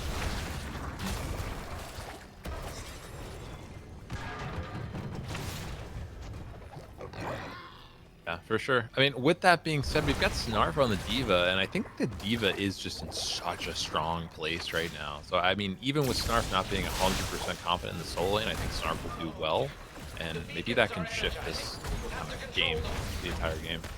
Raynor's opting to talent into Veteran Marksman at level 1, so looking to stack, maybe get that damage pumping out and scale well into the Cho'Gall. We also have Xatiie stacking with the Q quest at level 1 on the side of Show Me Your Rubies. They just seem to be getting so poked down so easily. Yeah, even Cairu is low, right? I mean, she's Johanna. Probably. Xatiie super low. But again, Kai just throwing out these scroll ceiling, minimum hitting 3 players. It's gonna add up. I mean, eventually. Kairu super low, takes the orb. Gonna make it out though. We already see the channel of objective going over to Squishy Potatoes, currently sitting about 24%. Miss Pussycat, though, looking to get the kill onto her. Jen healing her up, and unfortunately, it's actually going to be the Tastar getting picked off here. Kairu now left in a little bit of an awkward position. There is potions down on the ground for her to grab, but the Cho'Gall is just bodying her on the way to them. She does pop that Unstoppable on her trait and is going to be able to walk away here. Kai getting quite low on mana, maybe needs to back in a moment if she doesn't have a tap up. Kai needs to need to back. She's completely But again, Cho'Gall. I mean, Cho'Gall doesn't need mana, right? Cho'Gall just going forward. This is going to be tough to deal with. Kairu's so low. Pops her trait to get out. This is definitely going to be the first Zerg wave going 100% over to the side of Squishy Potatoes. But D.Va top lane getting it back. D.Va going to catch the XP as well, so not entirely a loss here, but looking really good for the side of Squishy Potatoes. It always seems that Squishy Potatoes is able to just run it down in the early game and takes forts and keeps like as soon as humanly possible. They're just trying to going for that chase down onto the Morales in the back line, walk past that Cho'Gall. But this is what I was saying, they don't have any DPS that kind of can follow in behind the Cho'Gall. I mean, my hope is that once these team fights really start to kick off and we add D.Va to this mix, D.Va can really dive and get the gen. I think that's their only hope here. But at least in this early game, it's really looking dominant for the side of Squishy Potatoes. But again, Cho'Gall comps, they only get better as the game goes on, so they wait too long figuring out what they're going to do here. It's not going to work out for them. Xatiie getting caught out a little bit here, looking to try and make her way back. Shield is popped. Out comes a Kneb to peel for her, and she is going to be able to walk away. Unfortunately, this fort in trouble now, as all the members on the side of Show Me Your Rubies quite low is going to have to back up. Oh, Xatiie, no! Did she Xatie's DC? Gonna fall. I don't know. It did look like she just kind of stood maybe there. She was safe behind the. I don't know, but Squishy Potatoes is going to take this forward, and they haven't even gotten the Zerg wave yet. Snarf is having some success in the top lane here, but ultimately not going to make up for the level 7 talent advantage that Squishy Potatoes just won themselves.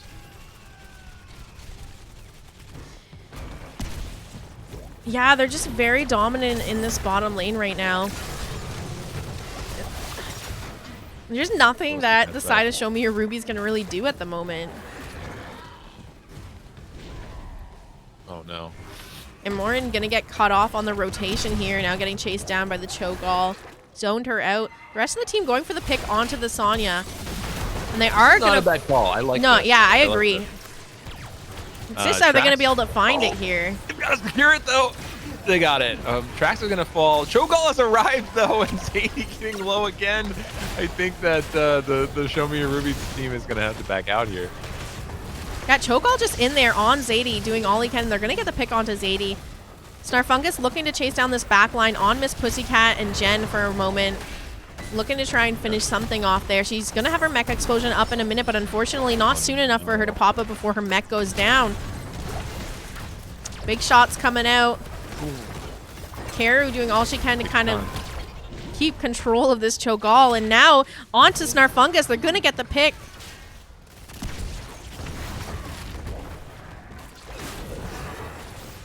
It just really does feel like they didn't draft the right things on their last picks to counter this Cho'Gall, and there's nothing that they can do. They had two options, you know, they had two opportunities, you know, they had two picks to really counter this Cho'Gall, and I'm not sure that it really happened. They're not out of this yet, though. I think that there is a universe where they can make this happen, but super strong, powerful Zerg wave pushing against that bottom keep right now. Got that mech explosion to help defend this Zerg wave, though. True. We're gonna see that being used here. Kairu out in the Zerg wave, eating quite a bit of damage. Needs to be a little bit careful. This Zerg really hurts. She does pop her trait. So Unstoppable goes out, and Miss Pussycat just sitting on the side of the flank there, pumping out some damage with her orbs and missiles. Ooh. Cairu getting quite low here. So low. Level 10's now online for the side of Squishy Potatoes. Leap coming out from in the back line on Jen, though, and this is what I think needs to happen. Okay, she gets caught out a little bit, but I think that could work at some point. Snarf is going to fall ultimately here, but I think that if people follow Snarf in onto Jen, they could turn these team fights. But in the meantime, this is not looking good for Show Me Your Rubies. And Cho'Gall is pushing onto this keep. They might be able to get this down before Snarf is back up, and this is not looking good. Yeah, they're nowhere close to having level 10s for this defense either. Jen quite low. She does eat a Q from the Tassadar, looking to get the pick onto the Morales here. Snarfungus chasing her down. It just seems like she doesn't do any damage, though. They do get that pick onto Morales. Now looking at Miss Pussycat. Okay. Snarf's not done. Snarf charging in. Pussycat completely out of mana.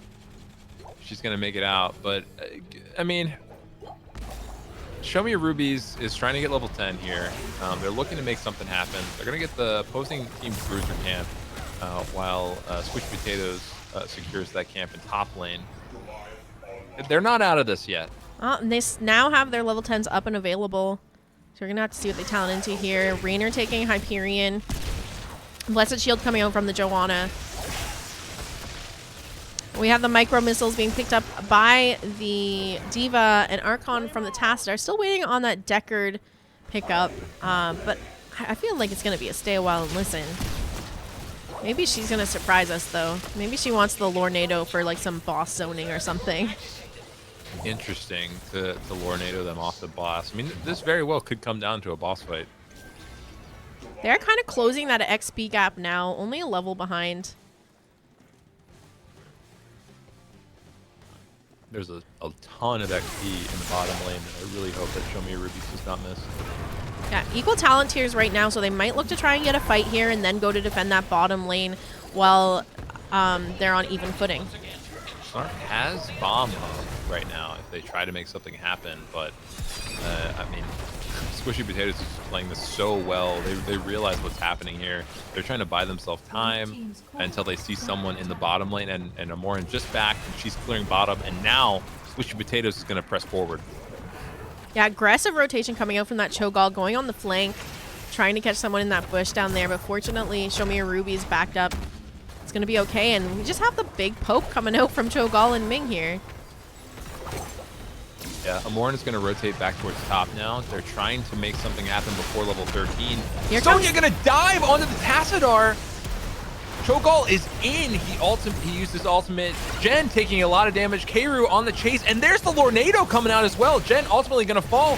Big damage onto the Pussycat. Pussycat's going to fall as well, and this is exactly what I was waiting for. Show Me Your Rubies looking dominant in the top lane. Sonya rotated bottom, is going to cap that bottom shrine, so there's not going to be much channel unless they are able to take back that bottom point here. I'm a little scared for the 3 members left on the side of Show Me Your Rubies going into this Cho'Gall in the top lane. Joanna rotating up the right-hand side, keeping eyes on what's going on here. We are seeing the Cho'Gall go for the flank here on to the Diva, but Diva backing on the point, isn't going to get caught here. Sonya recapping the bottom shrine. Yeah, good play by Snarf to back there. Didn't see anyone on the opposing team on the map, and also needed to secure a bit of XP in the bottom lane to secure level 13. So, again, Show Me Your Rubies not level 13 yet. They need to be a little careful here as everyone is rezzed up. Got Cho'Gall coming in for that flank, is on Kiyeberries. She just popped that Lornado, knocking him back. Ooh. And keeping herself safe. Now all 5 members are here. 13's not quite online yet for the side of Show Me Your Rubies, and the channel is starting to happen for Squishy Potatoes. Jen, once again... Yeah, Snarf is in on Jen, trying to do exactly what they did before. Jen is going to fall. Cairu's low as well. Cairu's falling next. Trax chasing down the Diva, and ultimately Snarf is going to fall next. But Xatiie just popping Archon now. he's going to fall as well, and that is a 1-for-3 trade. Going over to the side of Squishy Potatoes. Yeah, a little unfortunate they couldn't just hang back a second, get that level 13. Maybe just let them take top and rotate and kind of do the ring around the Rosie thing instead of losing that team fight and giving them a whole Zerg wave. The other thing, too... Red team has destroyed a fort. The other thing I was going to mention that was a bit unfortunate is, like you said, Archon coming up a bit late in that fight. Yeah, if Archon was popped just a little bit earlier, I think they would have stood a chance there. The other thing was, there might have been a bit of miscommunication with the Lornado came out to disengage Cho'Gall, and then they re-engaged. Yeah. I think they're going to need to time... I don't know. I think that, you know, Snarf went in down 13 talents with Lornado down. Huge leap coming out by Sonya. Kairu's going to fall. Snarf's in a world of hurt right now. Bomb is not up yet. Snarf's going to fall out. Big damage coming on to Snarf. She's okay. Now Kai finds herself in trouble, and this Cho'Gall is just pressing forward, uncontested, with Jen behind her. This is tough. Yeah, unfortunately, just not able to get past him on the side of Show Me Your Rubies. Core damage starting to happen here. You're going to see at 93%.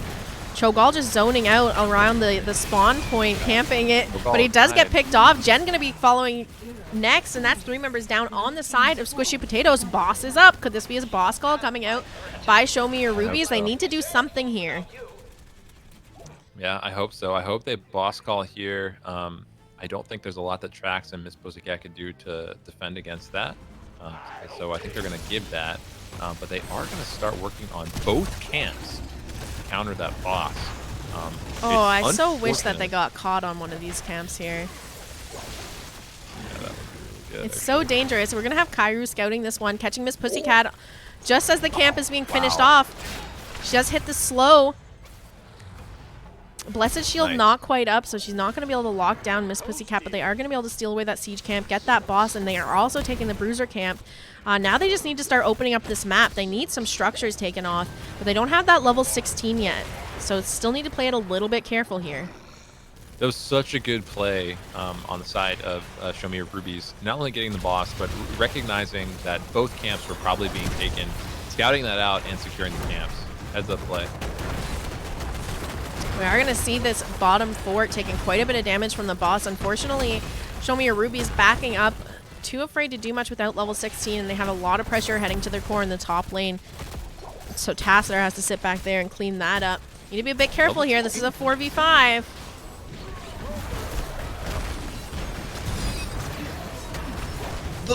The leap coming out by Sonya is devastating. Getting the kill on Kai and Imoryn. Snarf's in the back line, but not a whole lot to do there. That was super unfortunate. Tass had to clear top lane, grab that XP, and I think that Show Me Your Rubies just got caught out in bottom lane. We might see them going for the core call here. That Archon being popped by Xatiie, trying to start to shred that Cho'Gall, but she's getting shredded instead. Knockback comes out, she gets stunned for a moment, and here comes the mech explosion from the D.Va. But it's not going to be enough to secure any kills here. We have Jen getting quite low. They get the pick on a Jen, and now it's just Cairu up to defend this core. I don't think Kairu's going to be able to do enough, and that is going to be game number 4, going over to Squishy Potatoes and the series. Yeah, I think they just needed to pick different picks on their last 2 lock-ins. If they say that they go Diablo and Greymane there, they would be able to still pop the Stay a While APOC combos, Greymane to follow in and dive onto the back line and ignore the Cho'Gall, and you also have a Cursed Bullet to chunk them down as an option as well. They could have also just gone some other kind of melee assassin to dive in with Joanna and D.Va, because when you're running a Cho'Gall comp without a tank, there really is no peel for the backline, and it's quite easy just to, like, instead of targeting the Cho'Gall, just target everything else first. Yeah, you're absolutely right. I think even if they didn't have any type of percent damage to deal with the Cho'Gall, dive would have messed up that Morales really bad. I mean, it seemed like Snarf was going in, had the right idea, but ultimately there was no follow-up to what Snarf was trying to do back there, and Jen was able to free heal, and it became a super oppressive comp. Yeah, that's going to be the end of our series tonight. Stick around, though. We're going to interview these ladies, get them some shout-outs, let them tell you a little bit about themselves and where you can find them. So if you want to pop over into the GG's Discord, and we will go into Show Me Your Rubies first. Let's do it. I'm on my way. Hello, ladies. Looks like a couple Hello. of you have taken off Hi. already. What? So it looks like a couple of you have taken off already. Yeah. Really quickly. We're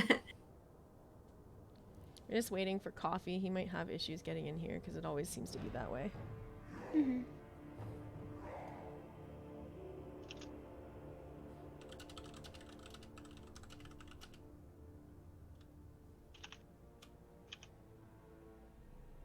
Alright, just a moment. I need to set him up with roles so he can see stuff. Mhm.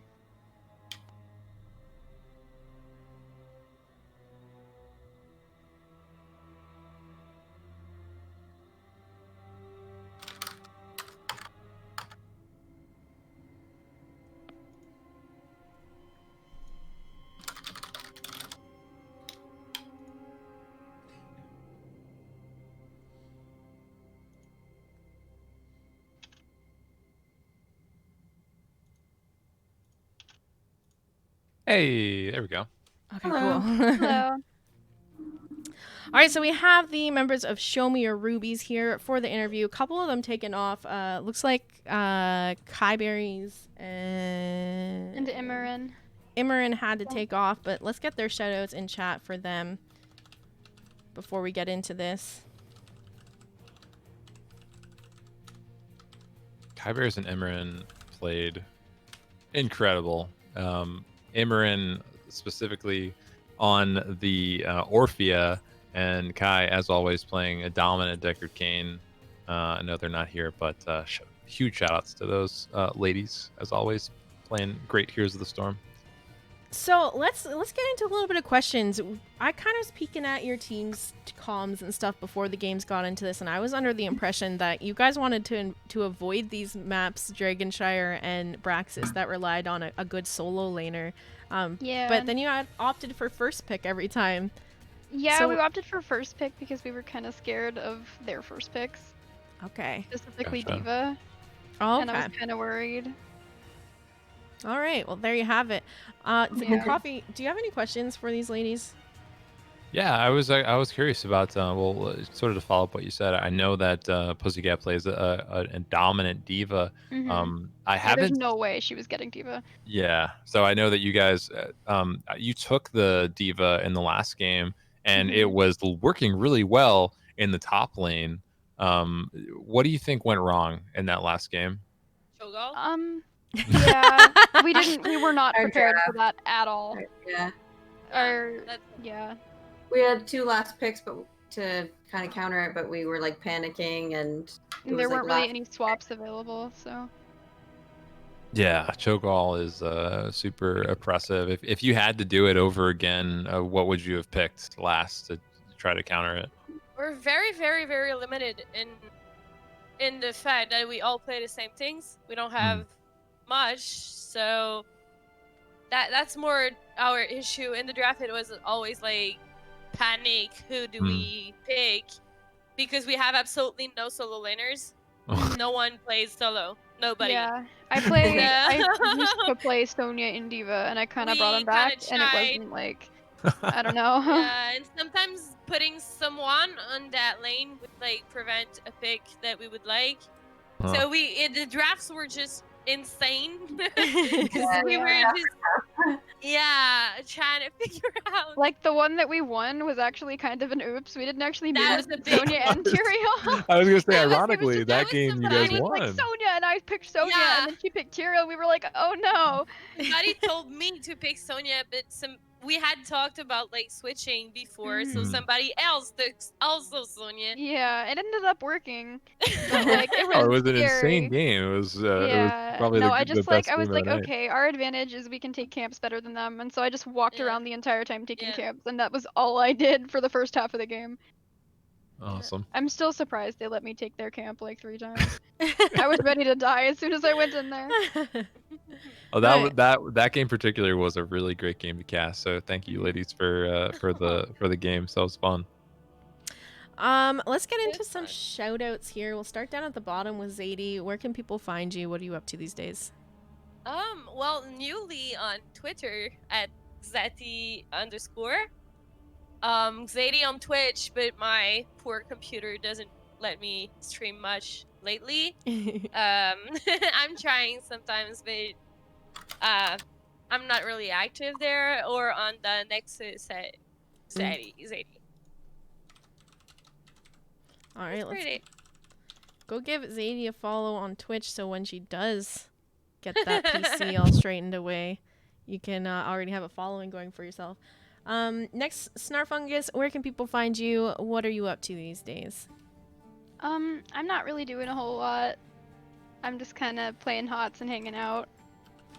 I don't have my own stream or anything, but I'm almost always hanging out at my partner's stream. His name's Grog Bogler, if you want to go check him out. I'm usually playing with him. Yeah, I'm just Snarfungus on like Twitter and Instagram if you want to follow me. I post some stuff on there sometimes. Now, I did have one question I meant to ask you. Were you looking to get Tracer at all tonight? We were expecting Yeah, a I was gonna trace her on. pickup. I was gonna trace her on Dragonshire, and they banned her. Ah, Oh. okay. We were wondering. Okay, and then last but not least, Cairu, what are you up to these days? Where can people find you? I am every now and again on Twitch at CairuCan, focusing on NGS right now. So been practicing for that. And how's your team been doing so far this season? We're a scaling team. They're like, you know. All right, go make sure to give CairuCan a follow there on Twitch. GG's tonight, ladies. Thank you so much for coming to play. Hope to see you again soon on Girls Gank Squad, and have a nice weekend. Thank you so much, To you Jazzy. guys. Yeah, bye-bye. Bye. All right, just waiting for coffee. There we go. GG's, guys. Congrats on the win tonight. Wrapping up the series 3-1. How are you feeling? Good. Let's start off with every single game tonight you guys map picked. Was that your strategy going? I mean, I know a couple of the times you didn't have that option. You were just forced into map pick. But it seemed like those last couple games you were down for map picking. Can you tell me how you decided these maps? So basically, I prioritized maps where it was very comp dependent. Like we have Dragonshire and Braxis holdout, where you need a strong solo laner and a really strong format. So there we picked up Cho'Gall and Garrosh, and those are really 2 oppressive tanks, and they're really like good on those maps where you can slow down rotations and be really oppressive on Braxis with Cho'Gall. All right. Coffee, do you have some questions you want to ask these ladies? Yeah, I'm kind of curious. The game number 3 that you guys ended up losing. We were just chatting with the other ladies, and there was a lot of confusion in the draft, and maybe some oopsie daisies. And what were your thoughts going into that game? Why do you think that was such a tough game for you with the 2 tanks and the bruiser? So with our comp, that game, it was kind of just we're poking down with Zul'jin and Sylvanas, and if we get a free kill with Garrosh, we just blow them up with the Mouth Root and the Zul Root as well. But with their comp, they kind of just run at you, and our comp can't really deal with that well. So Yeah, that was a super tough matchup. I have a question for Pussycat. Pussycat, I know that you have been you're a diva main, obviously. With the new diva, I'm assuming you've played her quite a bit. How eager were you to get your hands on diva tonight, and were you kind of bummed that they were intentionally really throwing you under the bus there? Well, I mean, I already knew I was going to get to play Diva tonight. It's been happening everywhere in Storm League, and it's for sure that was going to happen here. Yeah. So, Didn't seem to Diva- matter though, because you were like dominating on the main, going 14-0 in the Oh my first game you gosh, picked her yeah. up. well, here's the trick about Diva, though. Diva is a double-edged sword. Like, you're either a diva main, like you're really good with her, or you're gonna cost the team the match. So you taking diva just so I don't play her, very likely is gonna turn bad against you because I know how to counter diva. So I was kind of happy to see Snarf take diva on the last game. I pretty much knew that was GG after that. I have a question about the shot calling. Is there somebody who is doing that for your team tonight? There was a lot of opportunities where you guys decided to just like counter push on BOE or Infernal Shrines after losing objectives. Who was calling those? Mercy, 100% Mercy. Yeah, that would have to be me. When it's for sure like the objective's lost and we can't get to the rotation in time, it's just better for you to counter push until they react, and then we can free clear the objective. So that's there what was literally a moment where you took a keep and the enemy team had a Punisher pushing and couldn't even take a keep. You guys were just so intent on and solid on that shot call. It was really impressive. Yeah, there we were just like, if they don't react to us, we just keep pushing, and if they don't react to us on Gore, then we just win the game with Greymane, Malfurion. Like, they can't really do anything, and as a backup, we always have Avalanche, so we can just disengage and get what we wanted and go out. Like, I was fine with losing a keep that game, but luckily we didn't, so we didn't get catapult pressure bot lane to equalize out. Yeah. We also saw Roqwell picking up a lot of things we haven't seen her on too often. Rock, you pulled out Kerrigan. I have not seen you play that before. You also pulled out the Greymane, which I don't think I've really seen you on that either. And then the Gaul. Like, where are these coming from? Where have you been hiding these picks? You know, honestly, it's from trying out for CCL and doing a lot of in-houses that I've just like decided, you know what, my pool actually is kind of small and kind of sucks, and I wanted to branch out and try a bunch of new things. So I've been, you know, trying some other heroes. You know, I got some alt accounts, so you don't really see what I'm doing, but I'm trying new things with questionable results. Yeah, I now have to like make my ban list against Roqwell 10 times longer. You know, the character game was a little hit and miss, but sometimes the combos they murdered. Now, absolutely.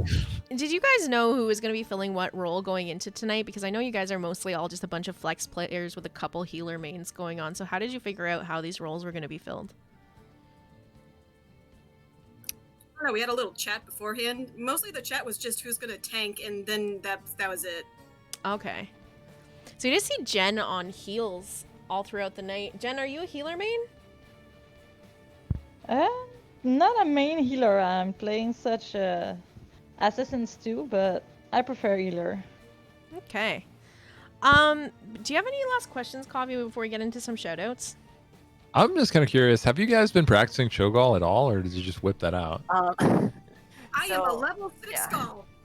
So I've been playing Cho'Gall in houses like pretty frequently. So I have a lot of practice on him, like, versus higher level players. So I know how to just completely dominate like Elaine and such. So are you always playing the Cho?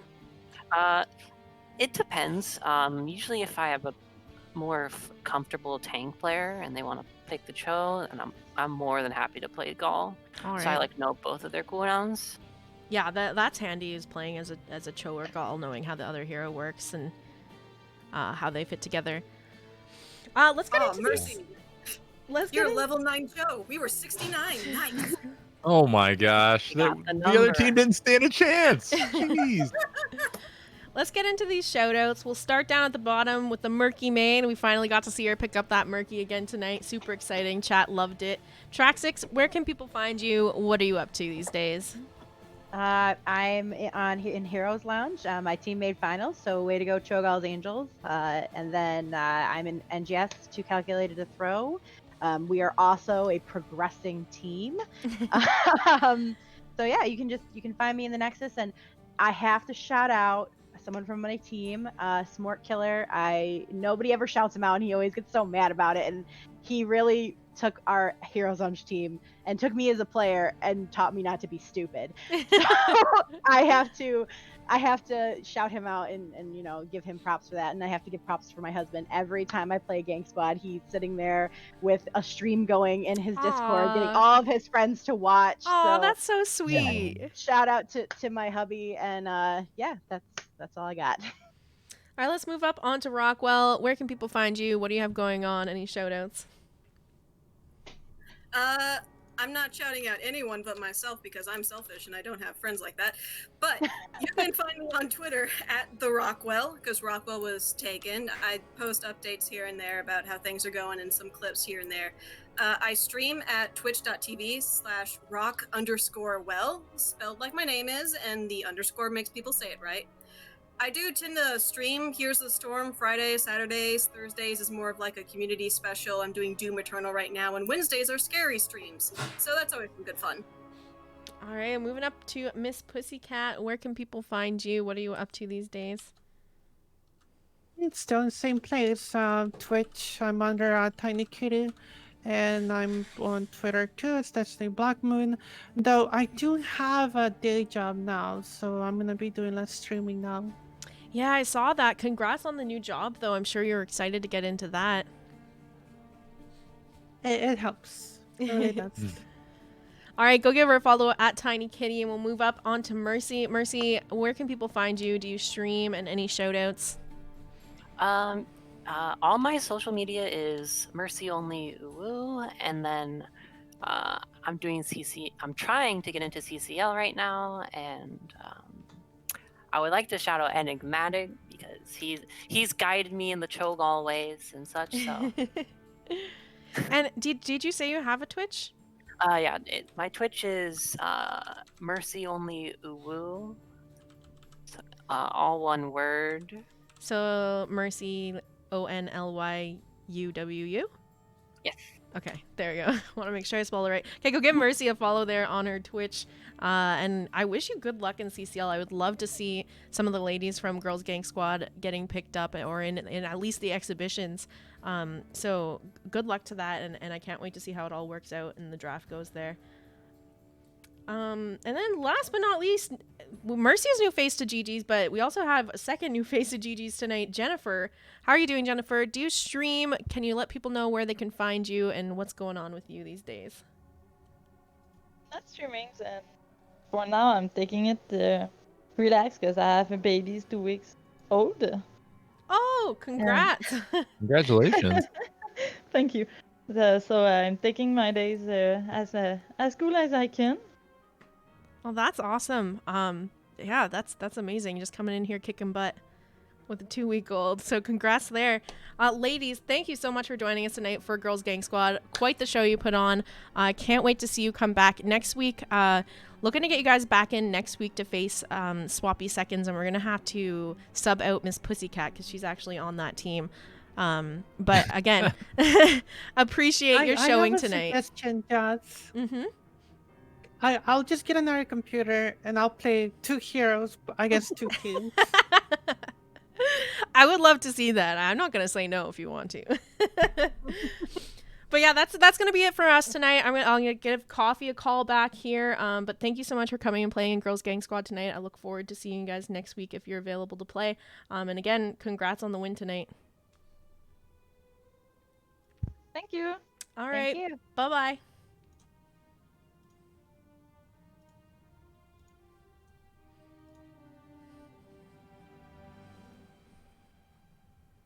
All right. Let me get your camera all set up again here. Discord likes to mess with it sometimes.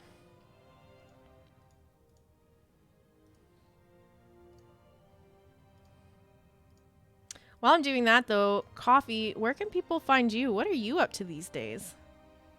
I'm pretty much on all the social medias at CoffeeClub_TV. Find me on Twitch and Twitter and Instagram. But I'm definitely in a kind of a I'm in a place where I'm shifting my focus. I found out recently that I'm going to be a father. No way! Yay! Congrats! Oh, I'm so Thank excited you. for you. Thank you so much. Yeah, it's very exciting. I'm nervous, but mostly excited, and pretty much just my entire life has shifted in, towards that journey and that life adventure. So, Oh yeah. I definitely plan on being a part of the Heroes community still in a big way in terms of NGS and Heroes Lounge, and I'd love to cast more stuff with you, Jazzalene, especially. But Yes. but yeah, I'm gonna be a dad, so Is this the first time you're telling people? this is the first time on Twitch I'm telling people. Yeah. Whoa, we hear it here first. Coffee's gonna be a dad. I'm Yeah. so excited for you. That's so awesome. Thank you. I'm very excited. He's gonna have one cool dad. This kid is. Lumineer says, I'm not crying, you're crying. Yeah, I might cry too, so thank you. Yeah, Coffee, no, such a pleasure to cast with you. I'd really love to get to cast with you more often, maybe pick you up as a co-caster for some NGS games as well. So thank you so much for joining me. Make sure you go give Coffee a follow on Twitch. Maybe congrats him on Twitter. I'm sure we're all excited to hear the news. And this is gonna be GG's wrapped up for the night, guys. Thanks for hanging out. Got to end it off on a real awesome announcement there. GG's, thanks, Jazzy. All right, bye-bye. See you next time.